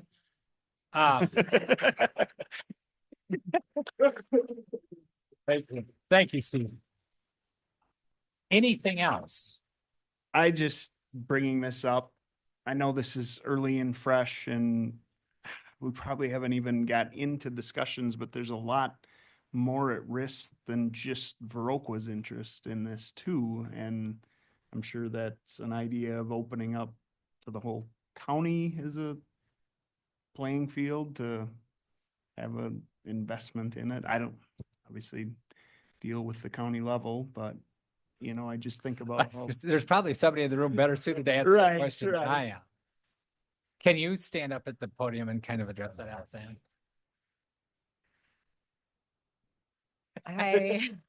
That could be an option to explore. I think their budgets are about as tight and they would, if I had to guess, and Justin, you were in the rodeo with me. I'm not sure that would be a feasible avenue, but it would certainly be something that at least on the Vernon trails with the collaboration with the city would be reaching out to Larkin and economic development and seeing if there is something there. that's what I But was their budgets are as razor thin as your, but so, and they have their own outdoor, so curious about is I'm fairly fresh to this, but there's seems to be ways to go about grants and searching for, and I'm sure it's all stuff that you've already looked at, but it just Yeah. without the knowledge of what's been already avenued or looked at. And to that point, and I think probably the most frustrating part, certainly to me, and I'm certain that it's probably Alice Ann's biggest frustration, is just the timing in which this is transpiring, right? Like to raise any amount of money is no little feat, right? So when we start getting to the point, thanks, Steve. When we start getting to the point of in closed session where we're talking about dollars, I mean, it's not a small amount that this project is going to cost, regardless of who funds what. and that'll be, I think, the continued ask, I know we'll be at next month's meeting probably with something, and part of that might be to just slow it down just a smidge again. But and Steve left now, but to be respectful of the VFW, I mean, they my understanding of where they're at is they are in a position where they need to generate some revenue promptly. So it's not just a matter of they're just trying to dump it. Like they're acting in their own best interest. And as hard as that is, I think for some of us to see, if you put yourself in their shoes, sometimes you've got to move. And that's the, Thank you. I don't envy their position at all. And I think Steve made a good point to say, like, they don't want, I think this is painful to have them have to do this because they know all the things that have happened there over the years. Oh, he's back. Well, and I think it's. I'm sorry, we can't. No, you're take fine, Steve. questions from the audience. I'm not, No, we don't. I'm not going to take your question. We cannot take questions from the audience during this, but no, I'm sorry. We will Yes. have more public comment later, as I'd stated. So I'm sorry, and I don't mean to be hard on that, but we will not take questions from the audience during an agenda item. I'm sorry for that, but that's just the way that it works. Are you gonna do? Can you please turn on your mic? Are you gonna do the second public comment before the closed sessions get put Yes. together? Okay. Yeah. Yes. So we'll go into closed session. Yeah, it saves you In a time. few agenda items, we're going to Yeah. work through the bulk of the rest of the agenda, but then we'll have public Public comment. comment before Before we go into closed session. Is there anything else anybody from this group would like to talk about before we move on? And then we will come back into closed session shortly. I'm just making the comment that I think it helps for everybody to hear that VFW isn't out there just, we got to get rid of this to the highest bidder. That is their interest to work with the community that they're part of. Also, though, I mean, I've been contacted and this is how little I know about this whole situation is people are like, do you want it to be a park or a development? And I'm like, I don't know any of that to be true, which turns out none of it is true, right? There's no development going there, which is why I'm like kind of frustrated because it's been misrepresented Not to me. necessarily. There's a sale. A sale could be to a developer. But he just said it wasn't for sale.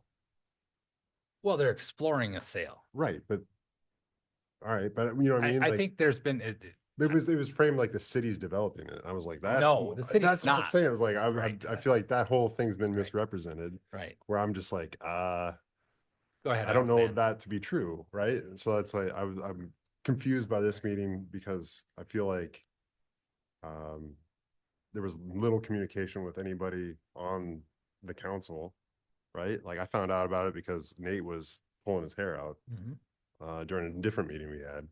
So I was just kind of like trying to wrap my head around how this whole process is working and trying to figure out what's like, how can we be of assistance, right? It's happening very quickly, and that's why it's on the agenda tonight. And I apologize for not being able to get out enough information to everybody soon enough, but that's why, I mean, it got on the first agenda it could after we were made aware of what I'll say is the totality of the situation. Okay. And I apologize for that. That's a fair criticism. Allison. Well, I would say nobody was suggesting that the city was trying to develop it, but there's definitely a developer in the mix. Sorry, I have text messages of people Well, that maybe misrepresented what the information was. That could to me, be. right? so that for I'm like, clarity, yeah, you're like, you know what I mean? what's Like going on? I don't know, and I'm telling them I don't know. Yeah. And they want me to give them a yes. You're either park or your development. I was like, I don't think that's even the thing, right? Like, but it's hard to have those conversations when you have no information, right? Fair point. That's all I was just frustrated by this whole thing because no, you know what I mean? That's all. Oh, no, I hear you completely. I've had numerous people reach out to me and I haven't been able to be as forthright with the information I could because we haven't had our meeting yet. So tomorrow will be better than today. Yeah, and I think for people who've attended tonight, it's not a decision the city's making to develop it. I think we're probably all 100%. all on board with preserving VFW in the park.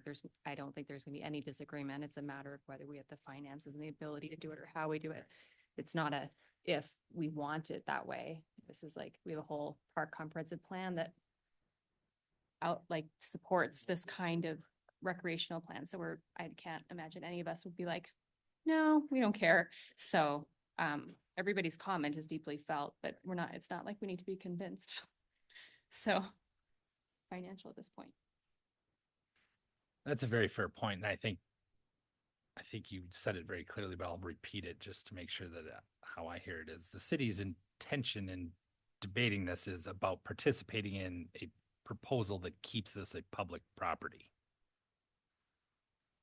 Nothing else. So just so everybody understands, the city's not debating whether we should partner with a developer or partner with parks. It's the city's involvement, and that reason we're at the table tonight is to talk about the city's interest in keeping this a park and expanding its property. So, all right. Do you have anything else that you'd like to add, Allison, before we move on? Or Pete, you're welcome to speak too. You're part of Vernon Trails.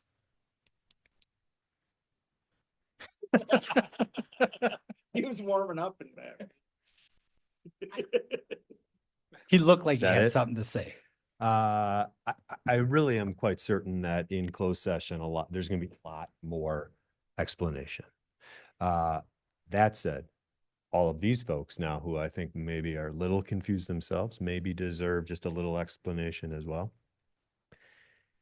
We would love to see, just mirroring everybody's sentiments. We would love to see the VFW survive, do great. We'd love to preserve that land from development. Period. Up until about 8 or 12 minutes ago, the conversations were, we're going to sell our land. So, love the idea of a potential lease, an agreement, some arrangement, love it. But the reason that this has all been so snowballed and so expedited is because about a month ago, it came to our attention that the land was for sale. And that has been the discussions up until tonight. Those have been the discussions. If that sheds a little bit of light onto, kind of this feeling of urgency, this sense of urgency. So. Thanks, Pete. Anything else from any member of the council? All right. Feel free to hang with us for a little bit. We're going to talk about some other super fun things here for a little while, and then we're going to come back to public comment, and then we're going to go into closed session. So item number 10 is going to be below moving on. So item number 11 is discussion with possible action on formal request to DOT/state regarding speed limit change near the Viroqua Golf Course. Yeah. She's over there somewhere. Who? Oh, okay. Oh, Sarah. Hey, Sarah, Sarah. we need you. Yeah, we'll need Rick and Sarah. You're up. Speed limit change. Right. So, hey, you need to talk. Sorry. Is that up? Hey, Rick, can you come up? Okay. No. Yeah. Okay.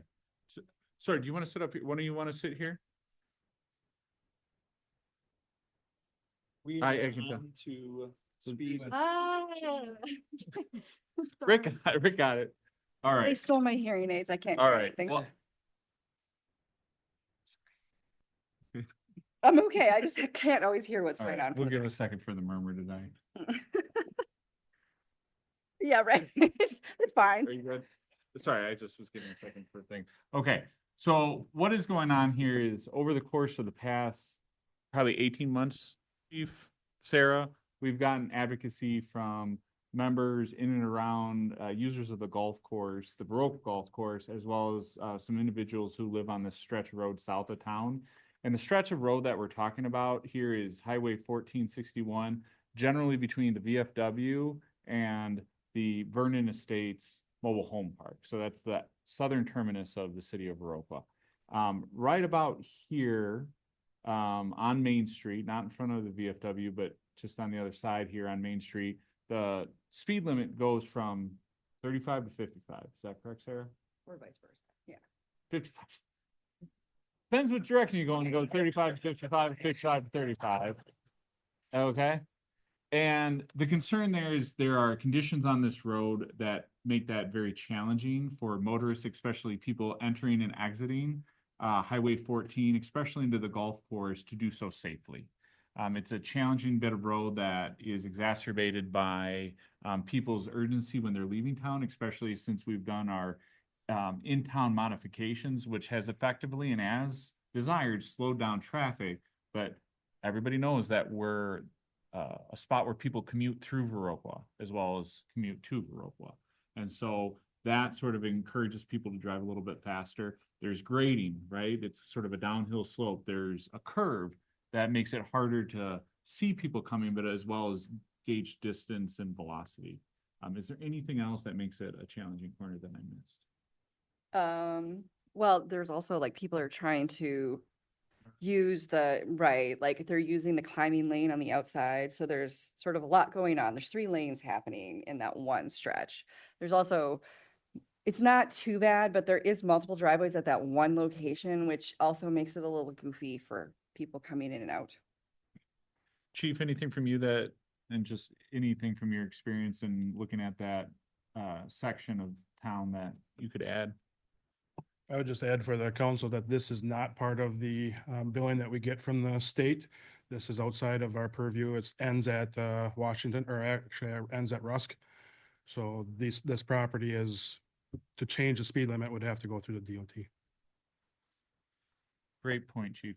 And so that's what brings us to this point, is that over the course of the last year, Sarah and Chief Needfeld, myself, and the mayor have been advocating to the state DOT requesting that the speed limit be lowered for safety reasons. Everybody knows, most people know that just recently there was a near fatal accident with a passenger vehicle and a large vehicle that certainly could have ended much worse than that. And so that's just, again, the conversation came up before that, but that really reiterated that we need to do something there. Like, if all of our local subject matter experts, the mayor who travels on that side of town, familiar with it, the chief, everybody was in agreement from a staff perspective that this really should change. And so we advocated to the DOT, we've advocated to Senator Brad Pfaff's office. Senator Brad Pfaff's office has advocated to the DOT on our behalf. And the DOT's response, I shouldn't mention, the DOT did come out and do a speed study. They studied it, and their response is that conditions don't warrant a reduction in the speed limit. After that speed study, the most recent severe accident happened. We went to Pfaff's office, advocated again and say, please do something. And since that point, we received a letter from the Secretary of the DOT saying, we are not going to do that. However, we have a series of road improvement projects sort of on schedule, but they don't take place until 2028 and 2030 respectively. And that's a long time from now. And that's there's a lot of traffic and volume that happens. So what we're here for the council tonight is to basically, I've drafted a letter. I don't know if you want me to show it or not. Chief Needfeld and Sarah haven't had a chance in their busy schedules to really weigh in and kind of fill it out a little bit, but essentially is written on behalf of the council, signed by the mayor, to advocate the DOT further and respond to Christina Boardman, who is the secretary of the DOT, to again reconsider their position on this and listen to the local subject matter experts. When we say it's a dangerous situation, it's a dangerous situation, and that we're all on board with their desire to add future safety improvements. But in the meantime, let's lower the speed limit as an reasonable interim change. And then if those road improvements do sufficiently support the situation and we don't need a speed limit decrease, they can take it away from us at that time, right? But for the time being, we just need to continue our advocacy efforts and try to get the situation corrected. But I'll make this clear. We have looked at multiple ways that we ourselves could have, as a city, have unilateral control over it. We've had George Hopkins, city attorney, look at it. He's looked at it a couple different ways, and it's in the DOT, it's the DOT's purview. Thanks, Cindy. It's their call. We don't have control over it, so this is where we're at. So I can show the letter, but I would generally ask the council that you allow us to write a letter on your behalf with your consent and permission and backing, having faith in how we're going to write it, have the mayor sign in it, and ship it back off to the person at the This is DOT. John, I would so move. Can I ask a question? Well, let's get a second. Cindy, I'll make a second. Is there a limit that you're proposing, or is it up to them to propose a slower limit? I give a recommendation, especially off the study that was done as well, just to see what the average and median speed is. However, ultimately, it's their choice of what the recommendation will be. So anything under 55 is a win, essentially? Anything under 55 is what? A win? Yes, Yeah, yeah. all right. So, the DOT had looked at, and it's a little confusing about where their position is right now, about doing a project that creates a two-way left-hand turn extended through this area. And they said that typically that would result in a 45-mile-an-hour speed limit.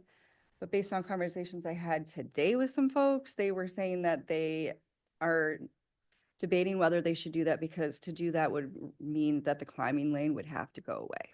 And so they're right.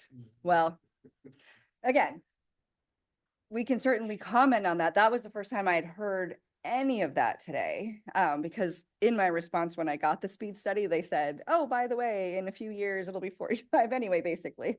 And now today told me that maybe they're not going that way at all. Is that their reasoning for not taking our request into consideration? I mean, and obviously the DOT is a very hard to handle conglomerate, but what's their reasoning for not just allowing that to be reduced? Well, so we did request a speed study and they did it, which I thought, and they did it pretty quickly. I will say that sometimes the DOT's quick is like years, and they did it in a few months for us. But they have all these like marks in which it's like a threshold all the time. It's like traffic signal changes. It's a warrant. They have all these thresholds, and their thresholds for it basically aren't met. And some of it is crash. Some of it is like vertical distance change, curve elevation, and things like all of that combined that allows them to make a decision. And they basically concluded that based on the current situation, it doesn't warrant it. One of the other things that the DOT does weird that I feel like it's just counterintuitive to most is that they actually want to match the current driving speed. They feel like people naturally will drive how they should based on their surroundings. So it's really weird because you're always like, no, you should slow people down so that there's more safety.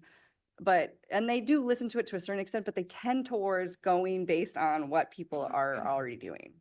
And when they measured that, people were going that speed in that area. I know. Makes perfect sense. Give them the speed they want to drive. I will also say that even though my conversation with the gentleman today was not what I was wanting to hear in terms of that they might change their mind, he also said, like, you're on the right path about making noise about it. So Yeah, I'm still trying to figure out Coon Valley in comparison to this, where it just drops, and like, if you are not familiar that it's a speed trap, I mean, you would just be cruising a lot faster than those signs say. So I don't always know. Am I right? And just like, I'm just saying that sometimes it doesn't really make sense to me. Me either.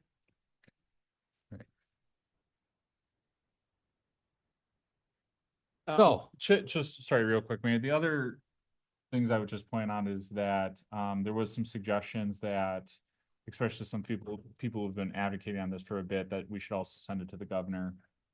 Sure, I think we can enclose him. I think we can enclose State Senator Tara Johnson, I'm sorry, as Assembly. well as what? State Assembly.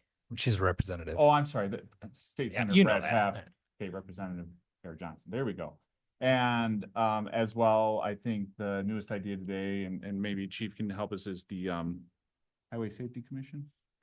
yeah, so he said, when I talked to this gentleman today, he said there is 2 routes, and one of them is So the design side of DOT versus like the policing side of DOT, right? And so he said pressuring the Highway Safety Committee from Verdon County to bring it forward may be another avenue to explore.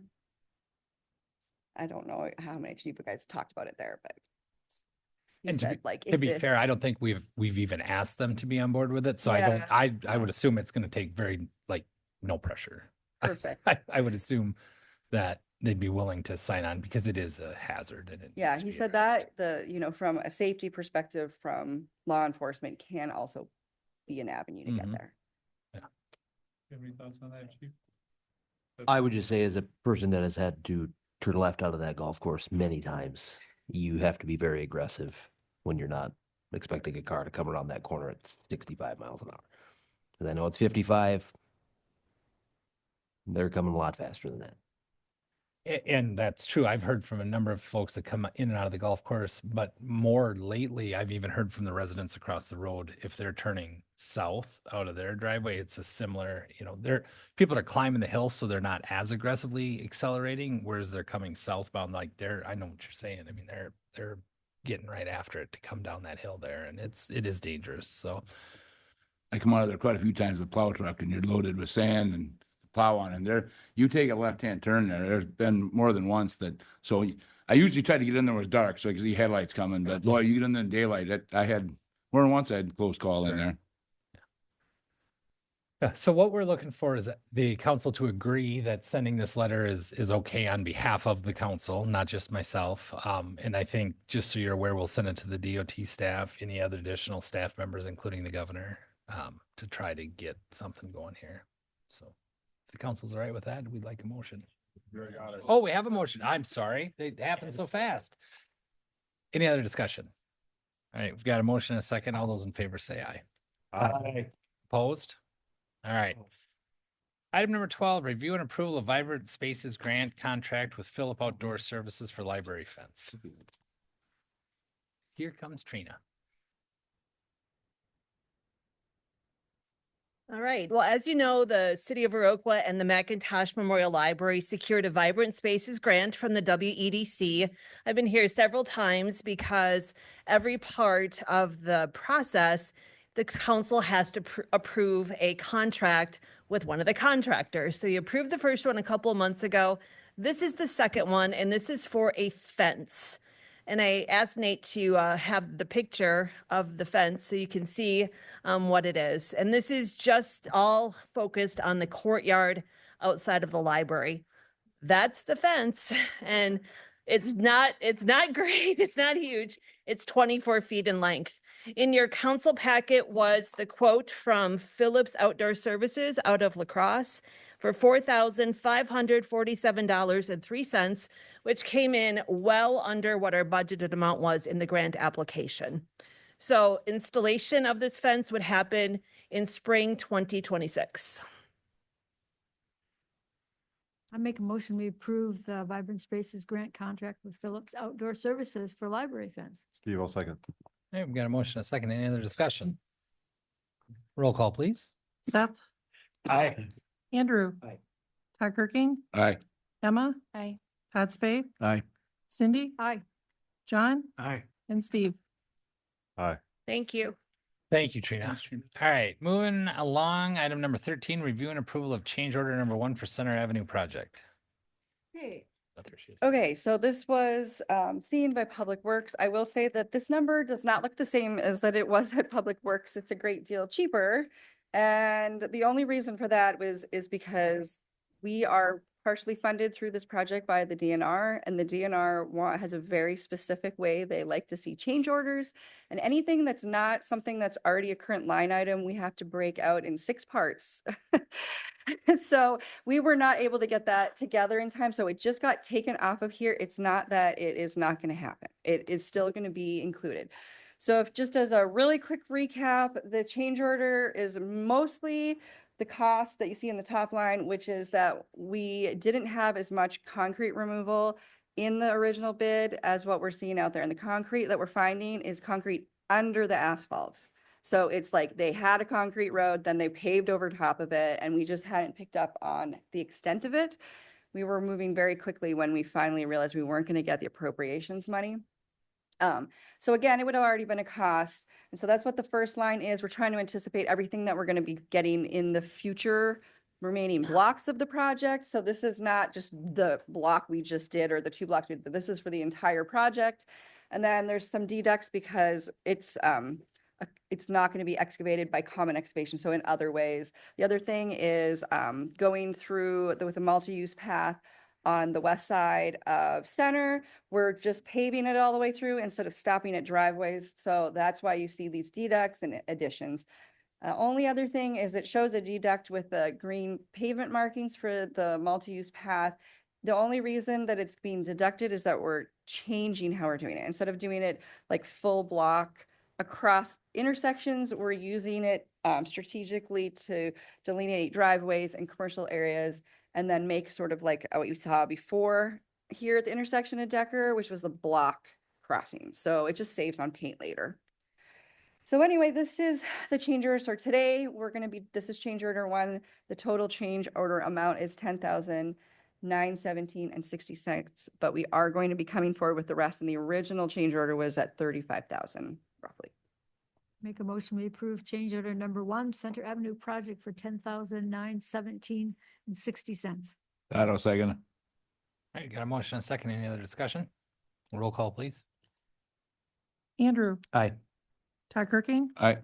Emma, Aye. Todd Spade, Aye. Cindy, Aye. John, Aye.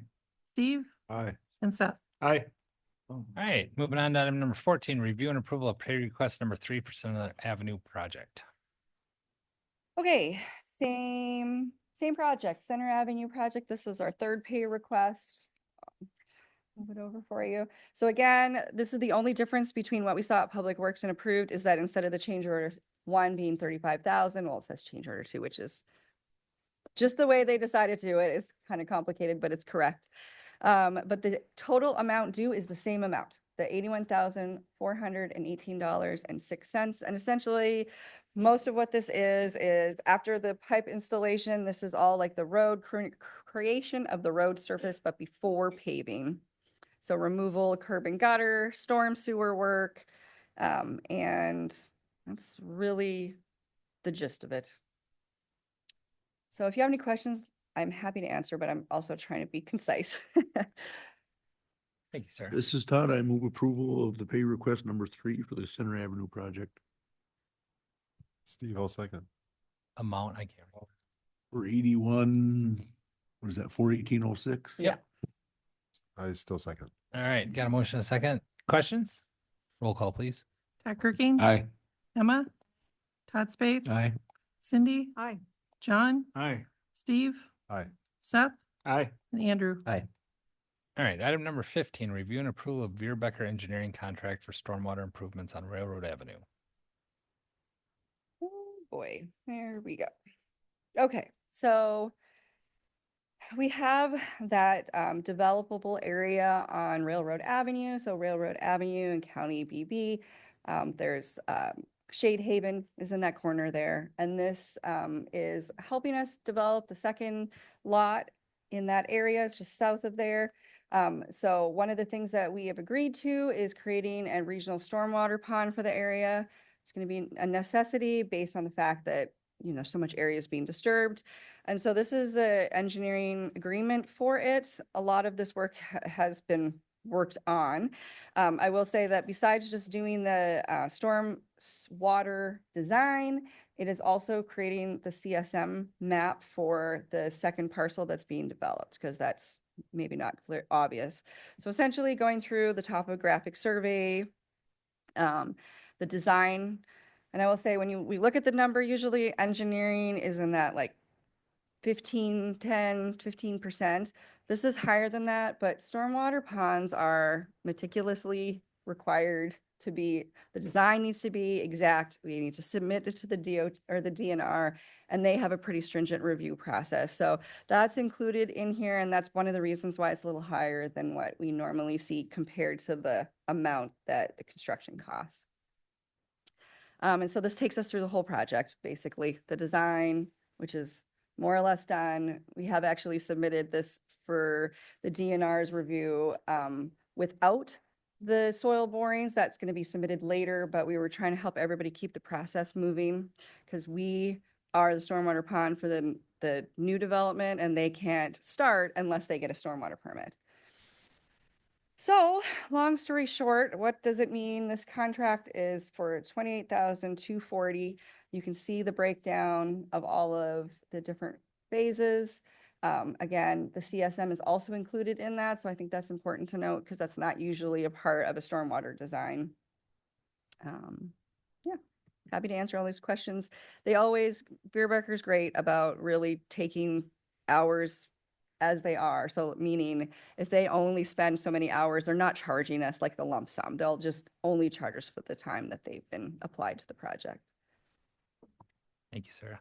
Yeah, make a motion, we approve the Veerbecker engineering contract for stormwater improvements on Railroad Avenue for $28,240. I second that motion. All right, we've got a motion, and a second. Any other discussion? Roll call, please. Emma, Aye.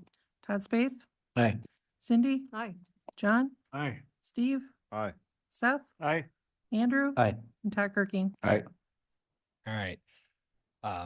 Two more, and then we'll get to the public comment. So I apologize and thank you for everybody hanging in there. Item number 16, review of construction bids for Hanson Farm infrastructure with possible action. Do you want to lead into this at all? Well, I'm hoping this is still fresh enough in everybody's memory. So as you all know, we've been working on the Hanson Farm project. It's a multi-use development just north of Culver, south of, well, quite a bit south of Tractor Supply, and then the other side of the property that VFW owns. What did I say? Yeah, not VFW. They don't own that too. Wrong service club. I think maybe 2 months ago, we brought this forward and asked the council. We've had the bids in a holding pattern since about March.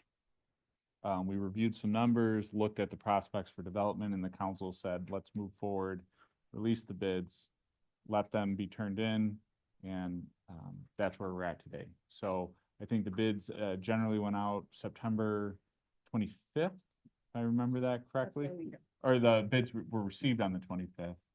Correct. And Sarah will walk through what the infrastructure looks like. Do you have the map as well for the Yeah. infrastructure, just to give them a... So this is, Sarah can kind of walk you through this. She's better at that. Yeah, and I have two versions. I felt like the colored version was a little bit better, but if anybody wants to look at the specifics about what the bid is, because it talks about different alternates, I'll refer back to this map here.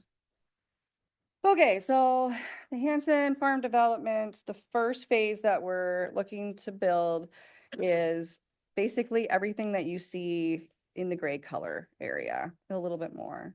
So the first phase does not go all the way from Chicago Avenue to the Walmart intersection because we don't want to connect there till the signal's there. We don't need to add more to what's already going on there, right? As well as the fact that the development is largely happening on the west side of the property, at least originally.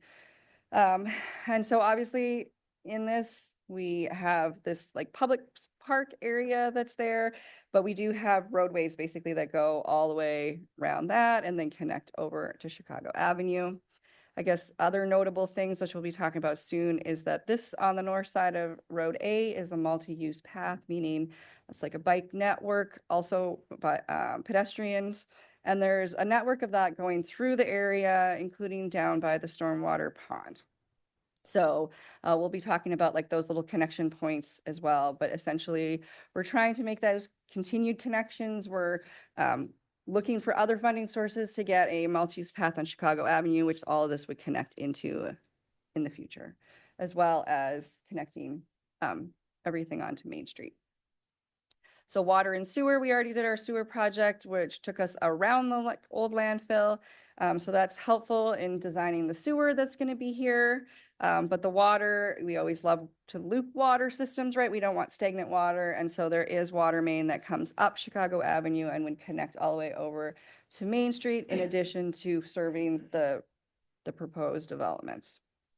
Okay, that's just the quick of it, and then I'll go into what the bid looks like here, but feel free to ask me questions as we go. So in order to make the most of our bidding process, when we have smaller projects like that stormwater pond on Railroad Avenue, we like to put them together because we tend to get a better price when people think that they're not just mobilizing for a smaller project.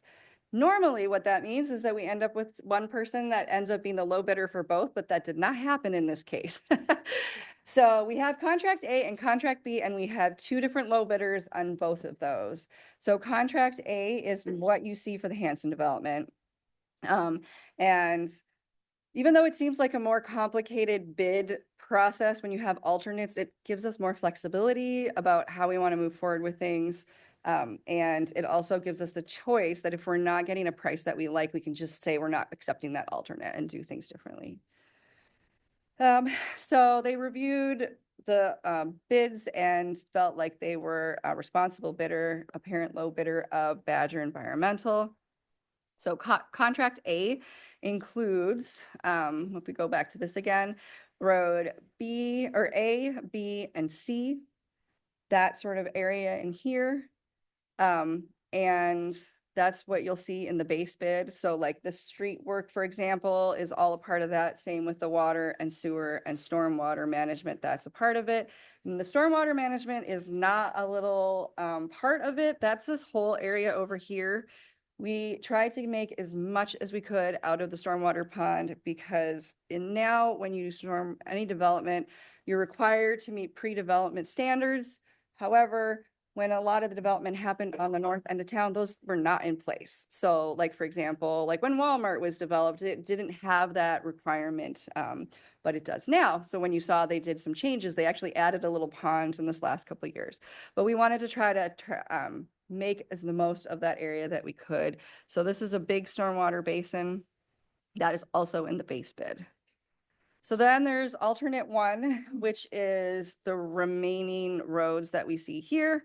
So road D and this Park Road. So we didn't want to necessarily build like a full road that you normally would have for your standard parking and road width, but we also didn't want to create two dead ends here of public street because obviously plowing and other reasons, cars just keeping the flow going. We have this road across here. So that's what is a part of alternate one. And then, and it's alternate one, street, sewer, water, storm sewer. Excuse me, alternate two was doing this little part of the path across and in between these properties. So it was, there is a storm sewer that goes underneath, and we were trying to give ability for people to not have to go, if they wanted to be on a path, that they can connect without having to go all the way down to whatever other road, right? So it's like a shortcut. And sometimes multi-use paths, they don't always have to be on a road, right? It's nice to be able to use the areas and sort of like have cut through areas, so to speak. So that would be alternate two. Alternate three are the other trails, predominantly what you see around the stormwater pond. So Viroqua is beautiful and has lots of running water, but we don't have a lot of water features. And so one of the things about how we have to build a stormwater pond is that we end up retaining water, and we might as well take advantage of that, right? So this is all going to be it's going to be developed, but it's not, there's no houses or anything that needs to be there. It's a pond, right? So this trail would allow people to walk around the pond. Gonna have a fountain? A Sorry, fountain. It should a have a fountain. fountain. Usually you only go to a fountain when your water quality is bad and you're trying to aerate things, but who knows what the future might hold, right? That's your choice. Yeah. Did we decide what the private drive situation was? It's gonna be in. It's in, okay. And so the other alternate, number 4, is that the developer for this area was interested in how it would be if it was put in under the same contract. And I don't know if you want to say even more than that. Yeah, but- the key to this is Sarah and I talked about where that stretch of road that extends out of Road C. We certainly don't want to be in charge of that long-term, and especially in terms of snow plowing, because we don't like dead-end roads. It makes it challenging for a number of reasons.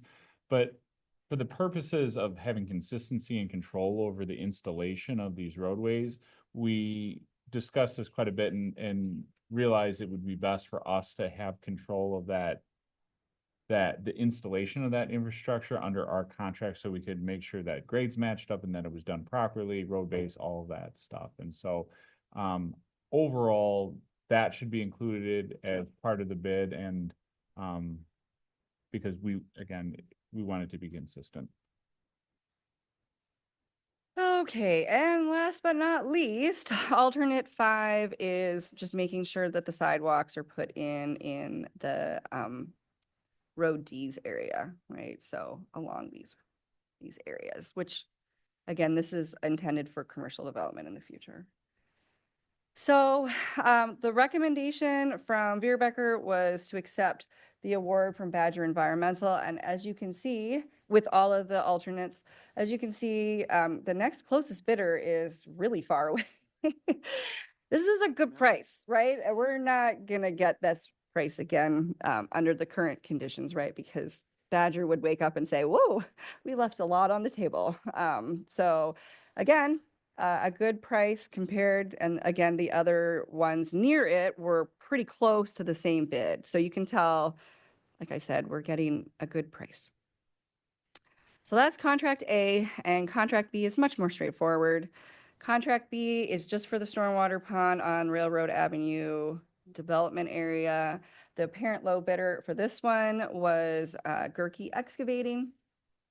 They also were deemed a responsible bidder, and their proposal was for $116,440.02.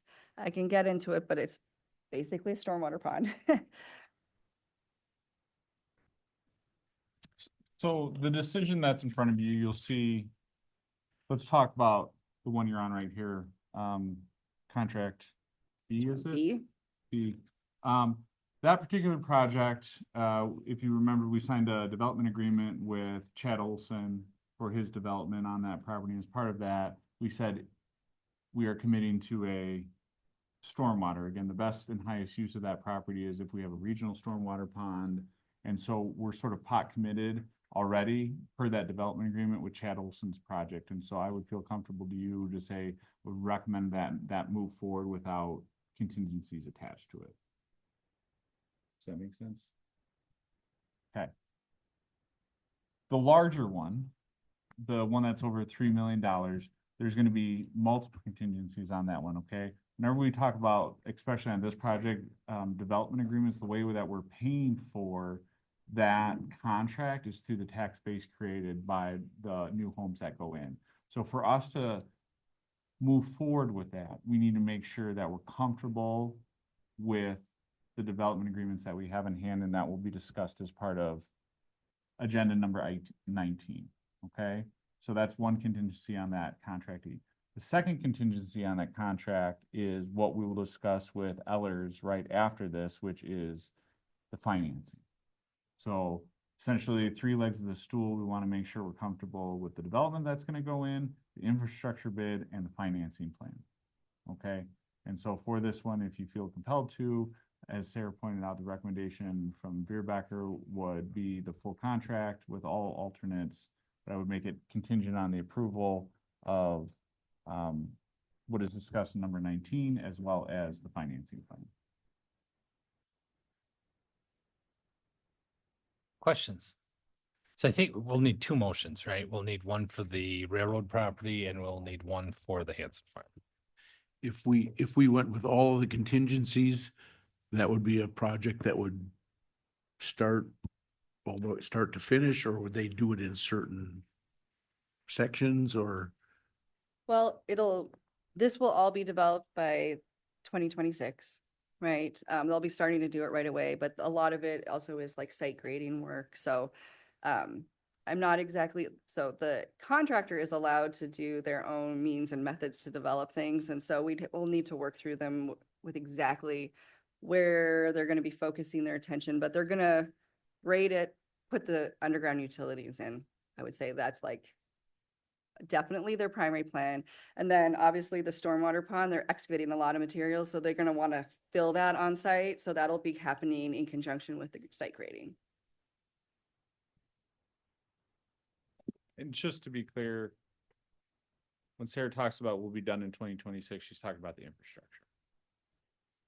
The buildings are gonna, as we've discussed before, especially with the ones in blue and orange, are gonna be on a schedule. Some of them will certainly start popping up in 2026, but those will take through 2028 for those series of duplexes to, Right. and but- row houses to be built. Yeah, but we talked about possibly not paving these streets until a lot of this construction was done to keep from being damaged. Is that still kind of? Yeah, so there certainly is a unique succession of when they need to start developing and when we need to be done. And a part of the development agreement is that we are basically ready for them to start building. But that doesn't mean that the sidewalks in, the curbs in, or the roads in. There'll be a road base so they can drive in, and we're really gonna have to work with them because they're not like building everything right away either. Yeah. Yeah, and part of what you'll see when we get to 19 is an additional amendment to basically talk about just that. It is a little bit intertwined, and in order to protect any public infrastructure such as curb or sidewalk that we do have to put down, there's going to be provisions where if they damage it in, let's say, 2028 over the course of building a new home, that they're responsible for replacing that. And that's all very appropriate. It makes sense. And so we'll see that later tonight. It's just to make sure that's all taken care of. All right. This is Seth. I make a motion to approve. Yeah, the bid for the bid one. Yeah, this is contract B. So we want to do Railroad contract B Avenue. I think first? that's what you had said. Right. Okay. Yeah, we'll do railroad and then we'll do that. Okay. For railroad to Gerke Excavating for the amount of $116,440.02. This is Todd. I second the motion. Got a motion and a second. Any questions? Just one thing, Mayor, just simply because we have a lot of audience here and online, I do want to take a second just to reiterate the funding, because I don't think everybody's necessarily been super attentive to the financing for this. So this is a TID 7 project. TID 7 is there as a sort of development TID. We've identified in the city that we have a high housing need. And so the council, along with the VDA, has gone down this path over the last 2 years to develop this project. And it was developed by committee, by plan commission, through VDA, public comment, what have you. I think some members who have been here have definitely stayed tuned. But this money can't be used for Eckert Playground. It's TID 7, not TID 6. Can't be used for the VFW land. This is TID-related money specifically for development, and specifically for development on the north side of town. Now, it can be used to support parks, and as we saw in the plan Sarah put up, there is park development happening that TID 7 can help support, but that's, again, because it's within that bounds. We talked a little bit about TID did we talk about it here at council? I can't remember how long ago was it. We talked about the TID, right? So it can help within a half-mile radius of TID 7, but TID 7's half-mile radius basically terminates around, I would say the highway shop is probably a good mark for it. So I know there might be people listening who said, oh, there's a lot of money that we could use for VFW or other things. And unfortunately, there's different buckets for different purposes. They have different rules. And we're using this particular bucket in a very appropriate way and for city objectives that we've identified as housing. So Thank you. Got a motion and a second. Any other discussion? Roll call, please. Todd Spath, Aye. Cindy. Aye. John, Aye. Steve, Aye. Seth, Aye. Andrew, Aye. Todd Kirking, All right. and Emma. Aye. All right. Same thing on the other bid. Now I would make a motion that we approved the Sorry, I can't get it all on my page. It's Badger Environmental. Yeah. approve the bid by Badger Environmental for bid one with all alternates contingent upon finance and what other Development Number requests? 19. The development agreement. Development agreements for the amount of $3,075,891.58. I don't second it. Got a motion and a second. Any other discussion? Roll call, please. Cindy, Aye. John, Aye. Steve, Aye. Seth, Aye. Andrew, Aye. Todd Kirking, Aye. Emma, and Todd Spade. All right, item number 17 is review of pre-sale report for financing of Hanson Farm infrastructure with possible action. Okay.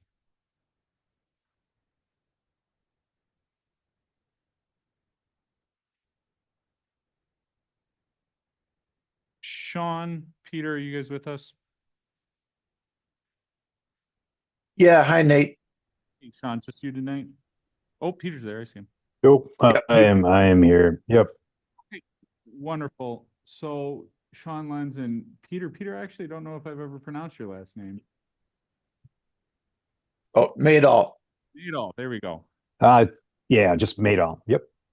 Wonderful. So we've been working together for the past, I don't know, 4 or 5 months to bring a financing plan for you, and it has shifted considerably since as the project has shifted.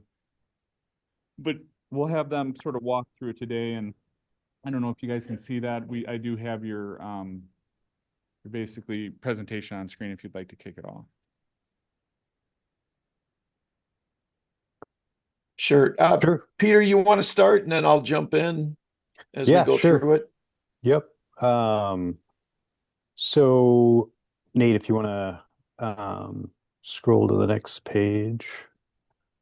So we started just to give the council kind of a general overview of where TID number 7 is currently.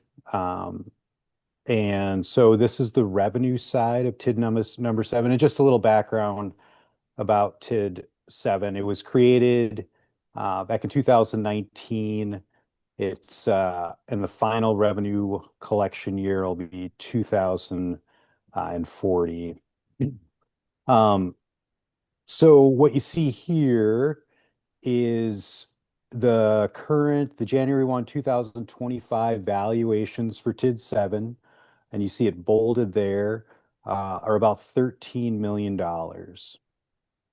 And so the mill rate, the equalized mill rate that we use to calculate how much tax increment dollars generated, sorry, is 1630 for revenue year 26. So that's going to translate into about $210,000 in tax increment revenue. And then you kind of see we use that same rate through the life of the district, and then directly to the right column, you see the estimated tax revenues. Now, just to give you a little context on that rate, that's an estimated rate. The equalized value in the city increased fairly significantly from last year, and big reason for that is because TID number 3 closed, but there were also some growth as well in the district. So we're just being a little bit conservative there. The year prior, that 18.95, obviously it's a little bit higher rate, and that's going to generate a little bit additional tax increment, but just to give a little context there. And as far as valuation assumptions, we are including about $2.5 million. That's the Aldi building. That revenue, that tax increment revenue, will be generated in 2027. So then if you want to go to the next slide, so that's the revenue side for TID number 7. These are the expenditures currently. So there's quite a few developer type incentive payments. So you see these Sleepy Hollow, Shade Haven, Silverthorne. Those are developer incentives. We've issued some general obligation notes and bonds, but in 2020, 2024. Well, I guess the 2024 is we defease the remaining portion of that. But that's counted as an expense. And then 2025. But all those expenses together, and you can kind of go all the way to the right here. The projected total expenses, those are all the columns summed up through the life of the district. So that's 2025 for that 916,000 all the way through 2040, which is $185,000 in expenses. So really what you want to make sure with any TID is that your revenues, your total revenues generated through the life of the district are more than your expenses. And you can kind of see that information here with this cumulative cash balance. So by 2040, and we bolded it here, we're projecting a positive cash balance of 462,000, which is really good. That's what you want in a TID district. So Peter, if I make one comment here too. Yeah, of course. On the previous slide, you would have seen $1 million in revenue, or $1.4 million in land sale revenues. And that's the city's agreement with Spanky. And then Nate, if you go to the next slide, the $1 million in estimated 2028 is the agreement that the city has that they have to make an incentive payment back in 2028. So what we're showing at this point is that the city finances that payment back in 2028 and then makes debt service payments in 29 through 40. So just so you understand where those two numbers are coming from, and they're taken into account in the net $462,000 to the good positive balance that Peter just went through on the existing status of TID number 7. And if I may, Peter, Sean, jump in here. I just want to point out a couple things just for educational purposes here. So as we go backwards here, we bought the land from the county for an agreement back in 2019. It was 10 equal installments of $87,900 for the land. And so that's part of that's what this is. This section here is on land sale. If you remember, we part of when we sold the land to Spanky on the commercial side of it, we kicked $100,000 back to the VDA for their holding costs of the property, as well as are allocating $50,000 of Spanky's commitment towards the park, which was just all part of the agreement. This here is reimbursing the county for their portion, their local share of the EDA grant. So when we did the EDA grant to create the Viroqua Business Park, both the city and the county put under $330,000. It was always the expectation that both the city and the county would get their money back of that local share from TID 7. And so that's got a placeholder in here for that. This GEO bonds in 2020 was, oh gosh, I can't even remember, a small portion for a TID 7 project that is escaping me at this time. I think it was basically to refinance the city's local share for the time being. This is payment for purchase of the land, the Hanson Park land when we purchased it from the VDA. And then this section here is basically the amount attributed to the landfill remediation project. So just a quick walkthrough of everything we did, and then Sean and Peter already talked about the developer agreement. So with all that said, right, $426,000 or $462,000 net positive. Wish it was more, but it's also important to consider what we've done with that. We've bought a heck of a lot of land. We've put a lot of money down for landfill remediation. Again, that's $700,000. Hope we don't have to spend it all, but we put that down for it. And we've been able to leverage some additional money to get, I think it was like $2.1 million. You remember, Justin? $2.1 million in EDA assistance, 2.3, something like that. So it's really been money well spent so far. And the fact that we've been able to do all that, incentivize some developers to create their projects, we're actually especially this was created right before COVID. The TIDS actually, I'm feeling pretty optimistic about where it stands because it could be worse. And we've been able to do some things with it. So that's just my take on it as the administrator since this TID has been created. Okay, so Sean, Peter, if you guys want to continue. Yeah, no, thanks for that, all that information, Nate. So just to give you a little bit of context and background, when Nate gave us the bid information, we were always gonna look for interim financing to finance the Hanson Farm development projects. And really the reason for that is so that, the tax increment district has some time to complete the projects and get value and actually generate the increment. And then the intent is to take it out or refinance with the permanent financing, which would be a tax increment revenue bond. So when we first started, our goal was to secure tax exempt debt. And the reason why we want to issue tax exempt debt is you get lower rates. Banks who purchase tax exempt debt, they can deduct a certain percentage of the interest expense, and in exchange, they offer lower rates. So it's a good thing to pursue. So that's how we started off as far as looking for interim financing. And we also had bond counsel look over the development agreements. Bond counsel, when they were doing the review, they looked through some of the language in the development agreements in relation to some of the minimum assessments and the guaranteed tax increment language. And they made the decision that, in order to keep that language in the development agreement, we'd have to do the financing on a taxable basis. So that it kind of changed the financing trajectory a little bit. So we pivoted a little bit and we looked at the state trust fund loan. And I'll tell you kind of why we focused in on the state trust fund. Because actually, yeah, Nate, if you want to go to the next slide, that might be a good segue.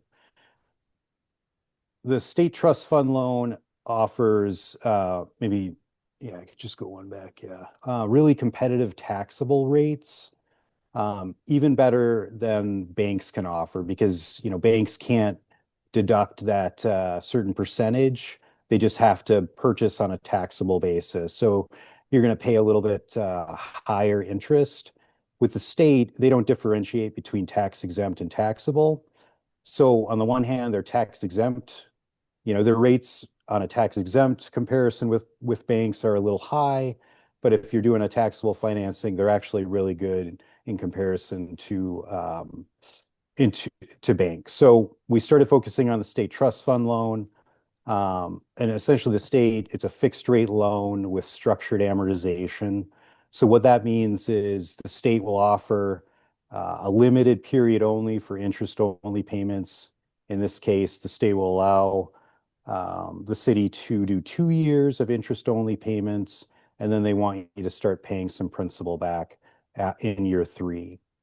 The nice thing with the state trust fund loan, and also with banks, but you can prepay the loan from January 1 to August 31st without any prepayment penalties. So we can take out or refinance this loan just like any other interim debt without penalty at some point in the future. So really, because the taxable rates are very competitive, the goal is to use the state trust fund loan program and finance these projects on an interim basis with the intention to issue tax increment revenue bonds long-term at some point in the future. And if I may, Peter, likely that point in the future for the council will be when we have much more information about the actual tax increment revenues that Hanson Farms portion of tax increment district number 7 is generating. So when we have more detail and more clarity about how much revenue, how much value is being generated from the new construction there, what the final situation is with the developers and the development agreements that Nate has been working on. At that point, then the plan would be to refinance this state trust fund loan and transition it into a tax exempt, hopefully, tax increment revenue issue. But again, we'll have to kind of see how things transpire over the next couple years, with that being the long-term goal. Yeah, no, thanks, Sean. That's important information to keep in mind. Nate, if you want to go to the next slide. So these are a couple options that the state has for, interim financing for these projects. And I'll kind of walk you through how these are working.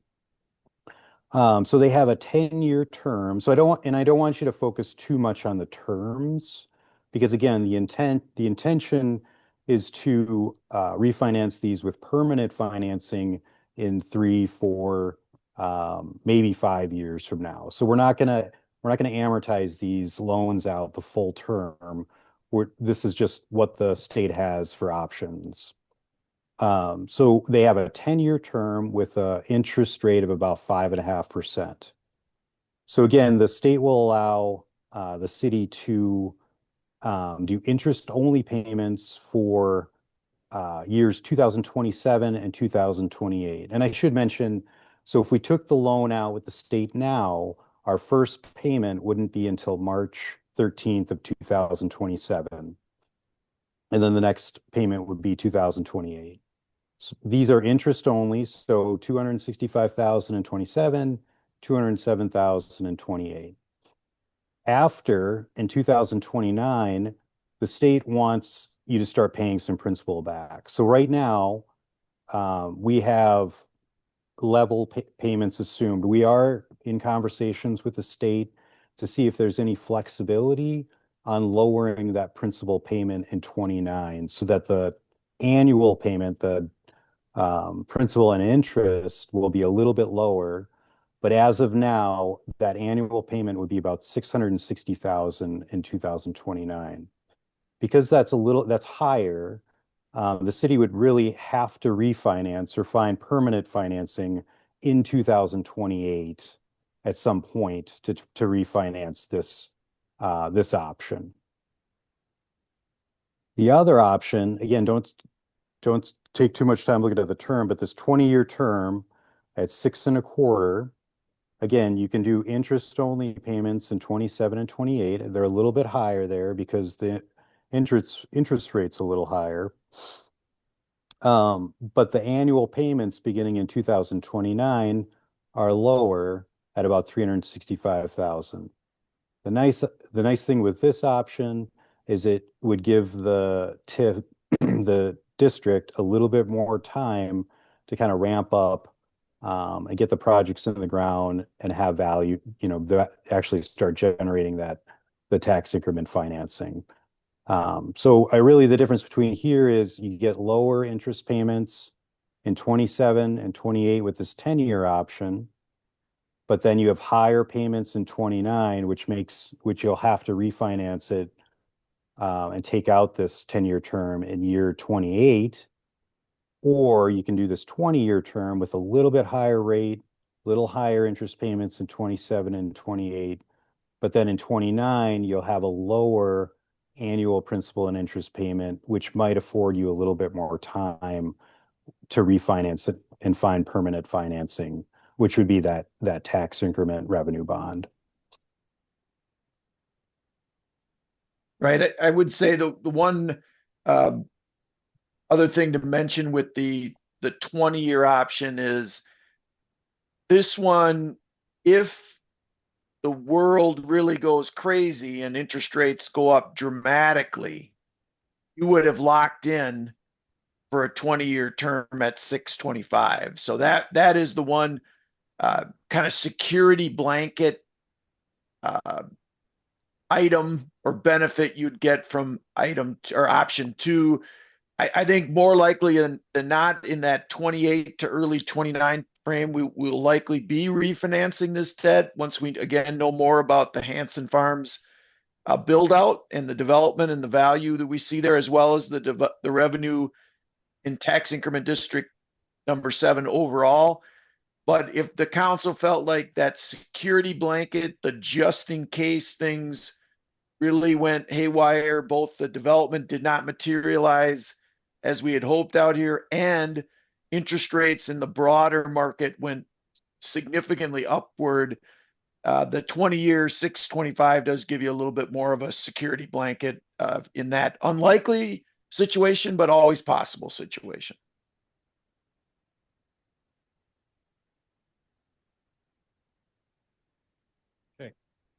So when I spoke with Sean and Peter about this, again, this is sort of where your decision-making point comes in, is which path do you want to choose? This is what they have proposed to you. Sean just did a really nice job along with Peter in iterating sort of what the differences are. As I put to them, the difference in the interest rates in the first, or the difference between the interest rates and especially how that manifests in our payments in the first 2 years is a difference of about $64,000. Okay.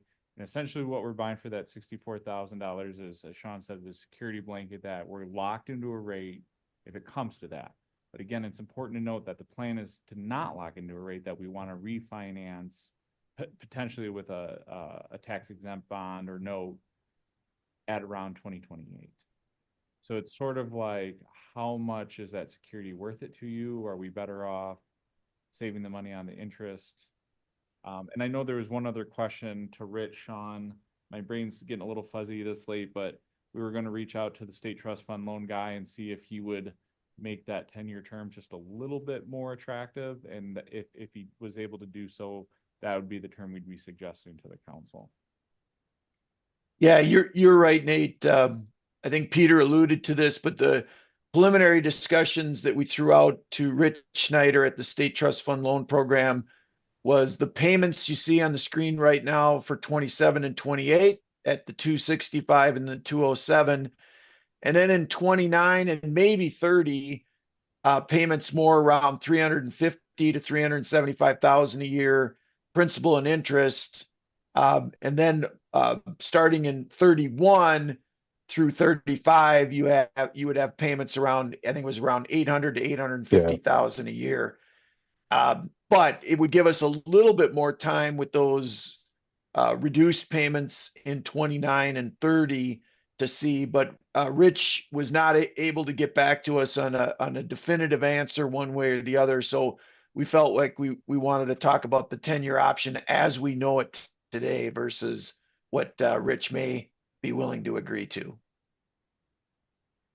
So one option, if the council is interested, is you could approve going with the 10-year term option contingent on Rich working with us on the 29 and 30 payment, or you could just outright say we like the 10 option better. You know, there's a couple different ways we can play this right now, but I guess we'll pause there. So it looks like Cindy has a question. Well, I was going to say, if we choose the 10 with contingent on getting a better deal, what happens if he doesn't give us a better deal? Then you'd have to come back next meeting? Or what would we Right. do? You could say that if that's not the case, if he says no, then you could say, we'll still go with the 10, then it's not contingent. Or you could say, we'll go with the 20. If Rich says no, we'll go with the 20 instead. So there's a couple different ways you can play it.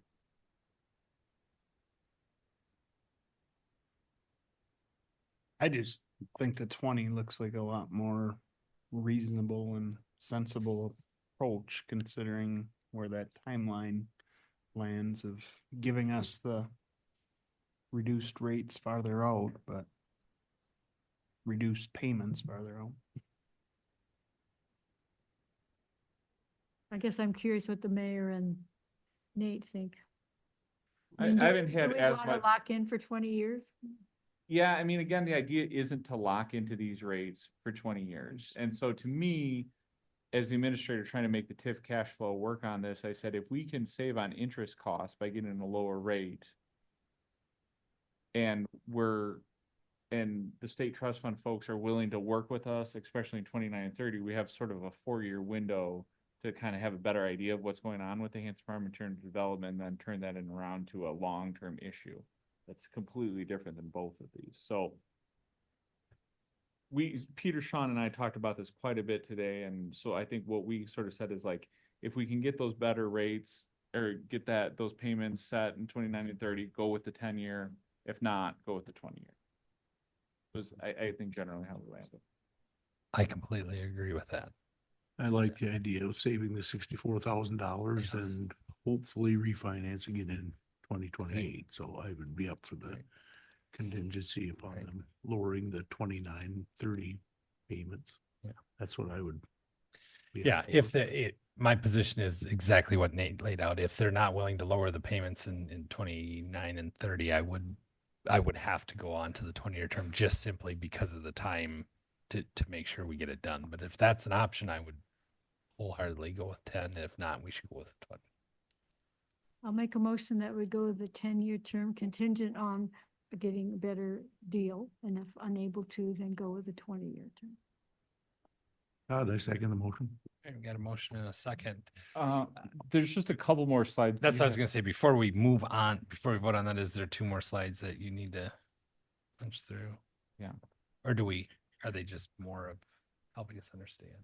Yeah, no, this was just, if just things to consider with TID 7 and some flexibility the city has at their disposal. So if there's a future deficit at some point, say like, some of the projected development doesn't occur, or, something happens ultimately, the city can do the standard extension. They can extend this tax increment district by 3 years, which would allow them to collect 3 additional years, for any Hanson Farm development, in tax revenue. And right now I've estimated that to be about $941,000, along with any existing tax increment revenue that's currently generated, and that'd be at about $969,000. So again, these are estimates, but if there was a deficit and you wanted to extend the district by 3 years, you certainly could do that. And right now, that would be about $1.9 million in extra revenue that you could apply to, any future deficit. So. And those numbers will make a lot more sense when we see it in the view of the full TIF analysis, right? Like you'll see based on current development agreements at hand and cost of infrastructure, loan amortization schedules, what we'll need, like how much could the Hanson Farm be short of? And so those will make a little bit more sense shortly. And then he does have down there at the bottom, just to sort of expedite this, like we have run scenarios where if there's a shortfall, can the general fund, water and sewer fund come into play?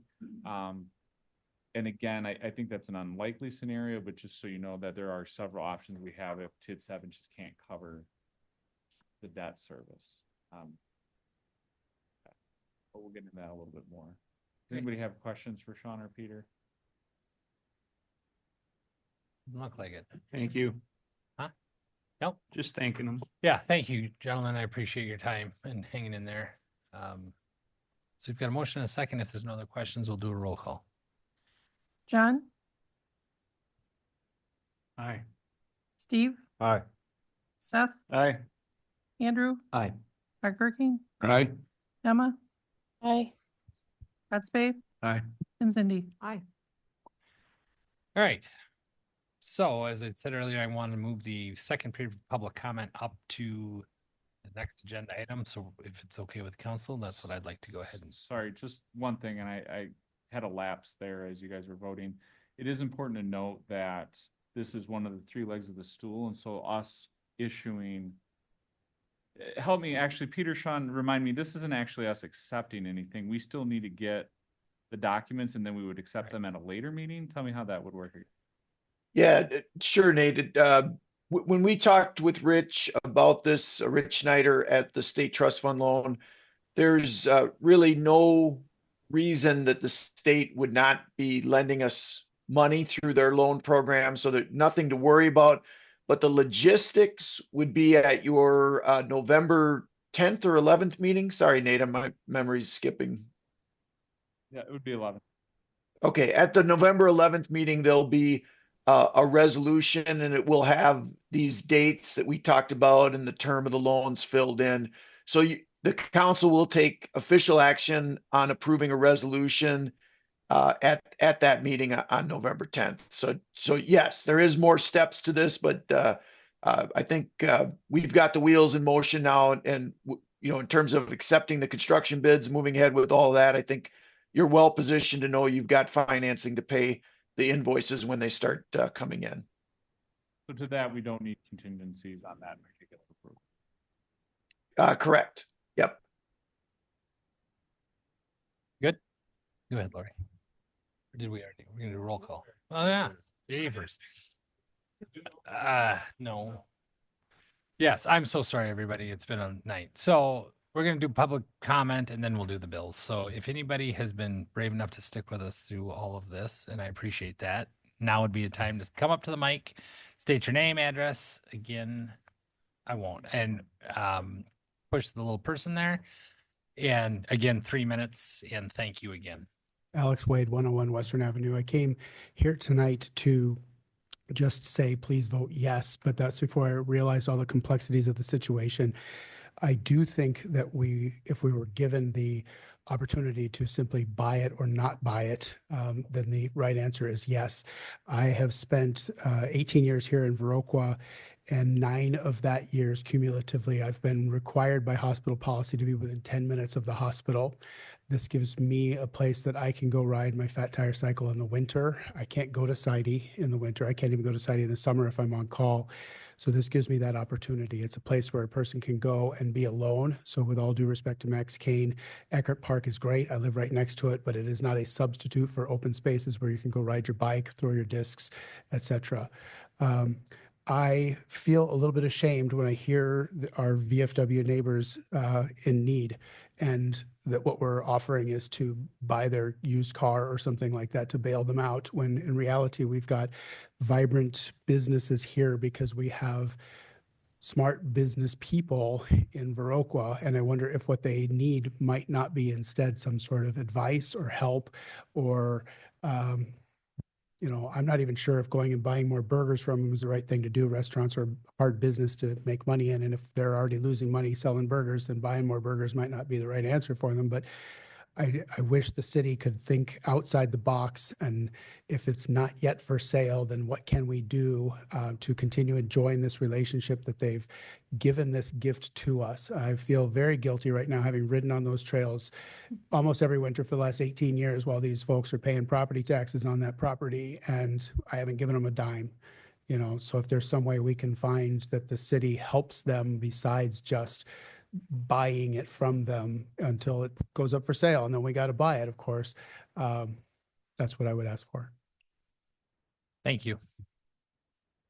I know I'm not supposed to speak twice. This is for Sonia Newenhouse. She had 2 deaths in her family just lately. One yesterday, her dad died. So she wanted to be here. She just asked me do you guys know about the, what's it called? Prairie Wind, right? The land that's out there. Can you bring up the map just to show that? All that land? Can't during public comment. I'm sorry, but the council's aware of Prairie Wind. Yeah. Oh, yeah, but all that land fits together. They have 40 acres and their whole purpose is public use. And then the dump, and then the golf course, and this 40 acres we're talking about, it all is one section. So that's, she just wanted that to be mentioned. So thank you. Hi, Paula Grenier, 801 East Decker. Thank you again for this evening. It's been super enlightening and very educational. I've learned a lot about the complexity of the situation. Thank you, Steve, for being here to educate us on that. And I just want to voice what people are saying. I just, hope we can find a collaborative way to work this out so the VFW land can remain used by the public, by the grace of the VFW, or if we have to, as Alex said, purchase it. I likewise use the land, and my family has used the land, and it's such a beautiful way to have a little spot on the edge of town to just get away from it all for just a little bit, just to go in the trees. We walked the land before we came here just to kind of really feel what we were talking about, and it's just such a gift to be here. So thank you for your efforts to make something work out, and likewise, I want to help be a part of that. So thank you. Thanks, Paul. Good evening. I'm Mike Ayers at E7367 Gulfview Circle in Viroqua. Just wanted to take an opportunity to thank the gentleman for his service and also express my appreciation for the extraordinary resource that we have at the VFW property. We moved here in 2020. Family opened our eyes to this region and the recreational opportunities outside. That's what's kept us here. So we travel full time for my work around the country, gone about 10, 11 months a year. Been a lot of different places. I can tell you with 100% certainty that there are no communities that we have been to that have anything even remotely close to what the disc golf course has to offer. I was just working for 7 months in a community of 20,000. They have nothing at all like this. This is an incredible resource. And as was mentioned earlier in Ironton, Minnesota, that community saw a radical transformation as a result of investing in their outdoor recreation.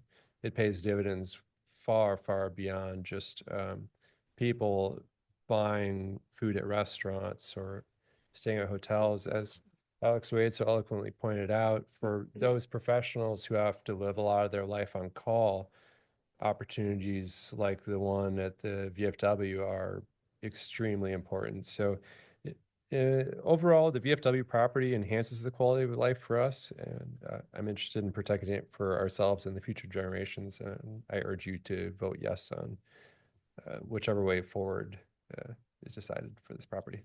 Thank you. So Cindy pointed out where each individual gets one comment. We allowed Dr. Paul just because he was speaking on behalf of somebody else. So It's a substantively different comment. I'm sorry. We laid that out early on, so I apologize for that. Go ahead.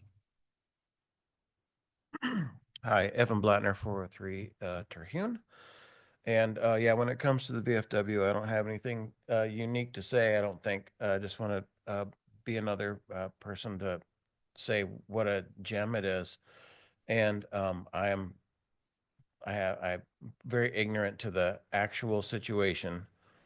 But I know that preserving that land as use, as public use, I know it's privately owned, but like Prairie Wind being privately owned for public use, it is valuable for the residents and the visitors. And if it were to go away, it's gone for good. So I hope that the city can play a part in somehow, whether it's, raising a bond or issuing some sort of, stop to a sale in the interest of the residents. Thank you very much. Thank you. Is there anybody online that was wanting to make a public comment? The same rules would apply there. Name, address, in 3 minutes, please.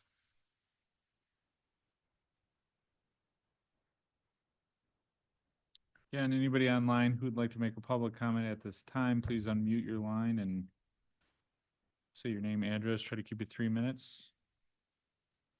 Looks like we have somebody else in the crowd. I guess I got two parts. Logan Nordine owned property on Railroad Avenue. Just hearing about the storm, is there a couple other buildings that's going to be going next to Shade Haven currently? Unfortunately, we can't respond to questions during public comment, but you can catch up with me later. If Gotcha. you'd like. Okay. But no, coming from, I lived in Minneapolis for the last Minneapolis area. Oh, sorry. You must have turned it off. Oh, we must Oh, I'm sorry. That's There we go. So again, Logan Nordine owned properties on Railroad Avenue here in Viroqua. Moved back to the area in 2020, grew up in Lafarge, Wisconsin. Ever since I've moved back, it's just been development after development. By Arena Drive, there's been a complex that's been going up there. You've got the armory that got torn down, redoing. You got the Hanson Farm that's going to get developed, just having spaces like this in a city is very needed. You go up into the Minneapolis area where I lived for 17 years, it's just a concrete jungle up there. And one of the only areas that you could find were parks, but they were also incorporated with a disc golf course. So as Laramie would probably tell you, price of land keeps going up. You look at what they're asking right now, you think about this in 15 to 20 years, this is going to be very small. There's lots of lands up in the cities that people hold on to. Whoever holds on to it the longest makes the most money off it. It's going to be a great investment for the community. So whatever it needs to be done, I would love to see it keep a green space up there. That's pretty much all I got then for today. Thank you. Was there anybody online, Nate? It did not look like anybody was rushing to unmute their line, Mayor, so I think you're good to go. All right, with that, if you're gonna speak, I need you to go to the microphone.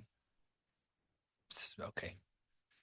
I'm not gonna take comment away from the microphone, but if you're speaking on behalf of somebody else, I allowed Paul, I'll allow you, but please, we've tried to follow rules and it's very important for this procedure, so.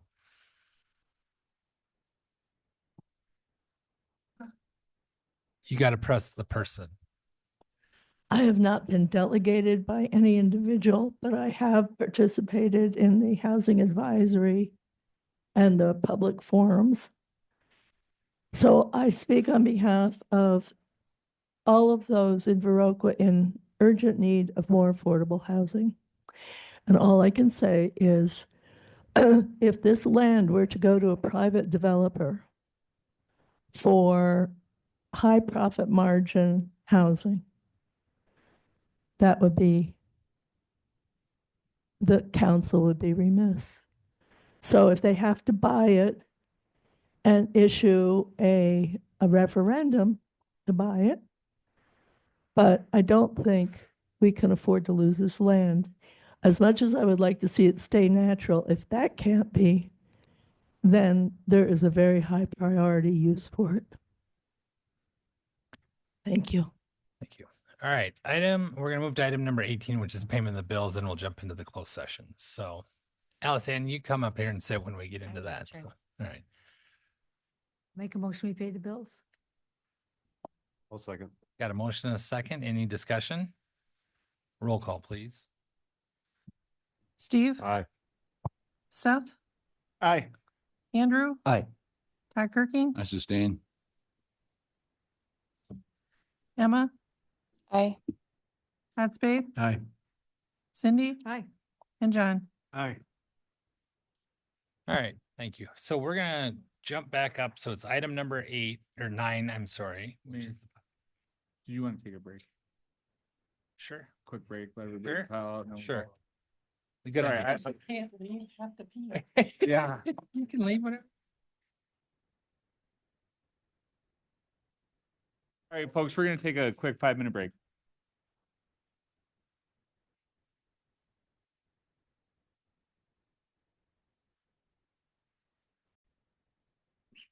Tell me when, Nate. All right. We're gonna do item number 9, which is possible closed session per Wisconsin statute 1985-1E, deliberating or negotiating the purchasing of public properties, the investing of public funds, or conducting other specified business whenever competitive or bargaining reasons require a closed session. This is regarding the 40 acres of VFW land purchase. I'll make a motion to a closed session. Second. You can do it. Got a motion and a second. Roll call, please. Seth? Aye. Andrew? Aye. Todd Kirking? All right. Emma? Aye. Todd Spade? Aye. Cindy? Aye. John? Aye. And Steve? Aye. All right. All right, everybody. We're in closed session. No, we're working on it. Allison, you can come and sit up at the table so you have a mic and a comfortable chair, please. You too, Kale.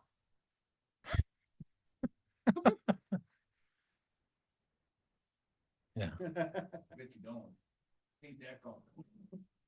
All right, well, I'm trying to get everybody into the waiting room.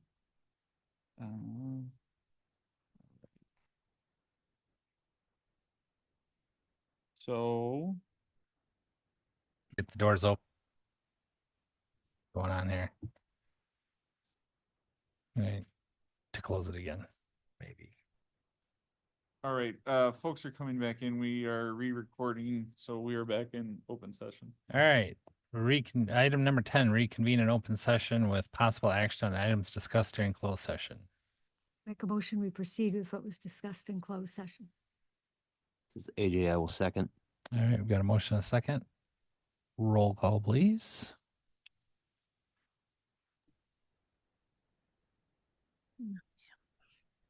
Todd Kirking, Abstain. you're abstaining from this vote? Okay, no nay, no vote, whatever you gotta do, right? A no? Yeah, I know, sorry. Emma? Aye. Todd Spade?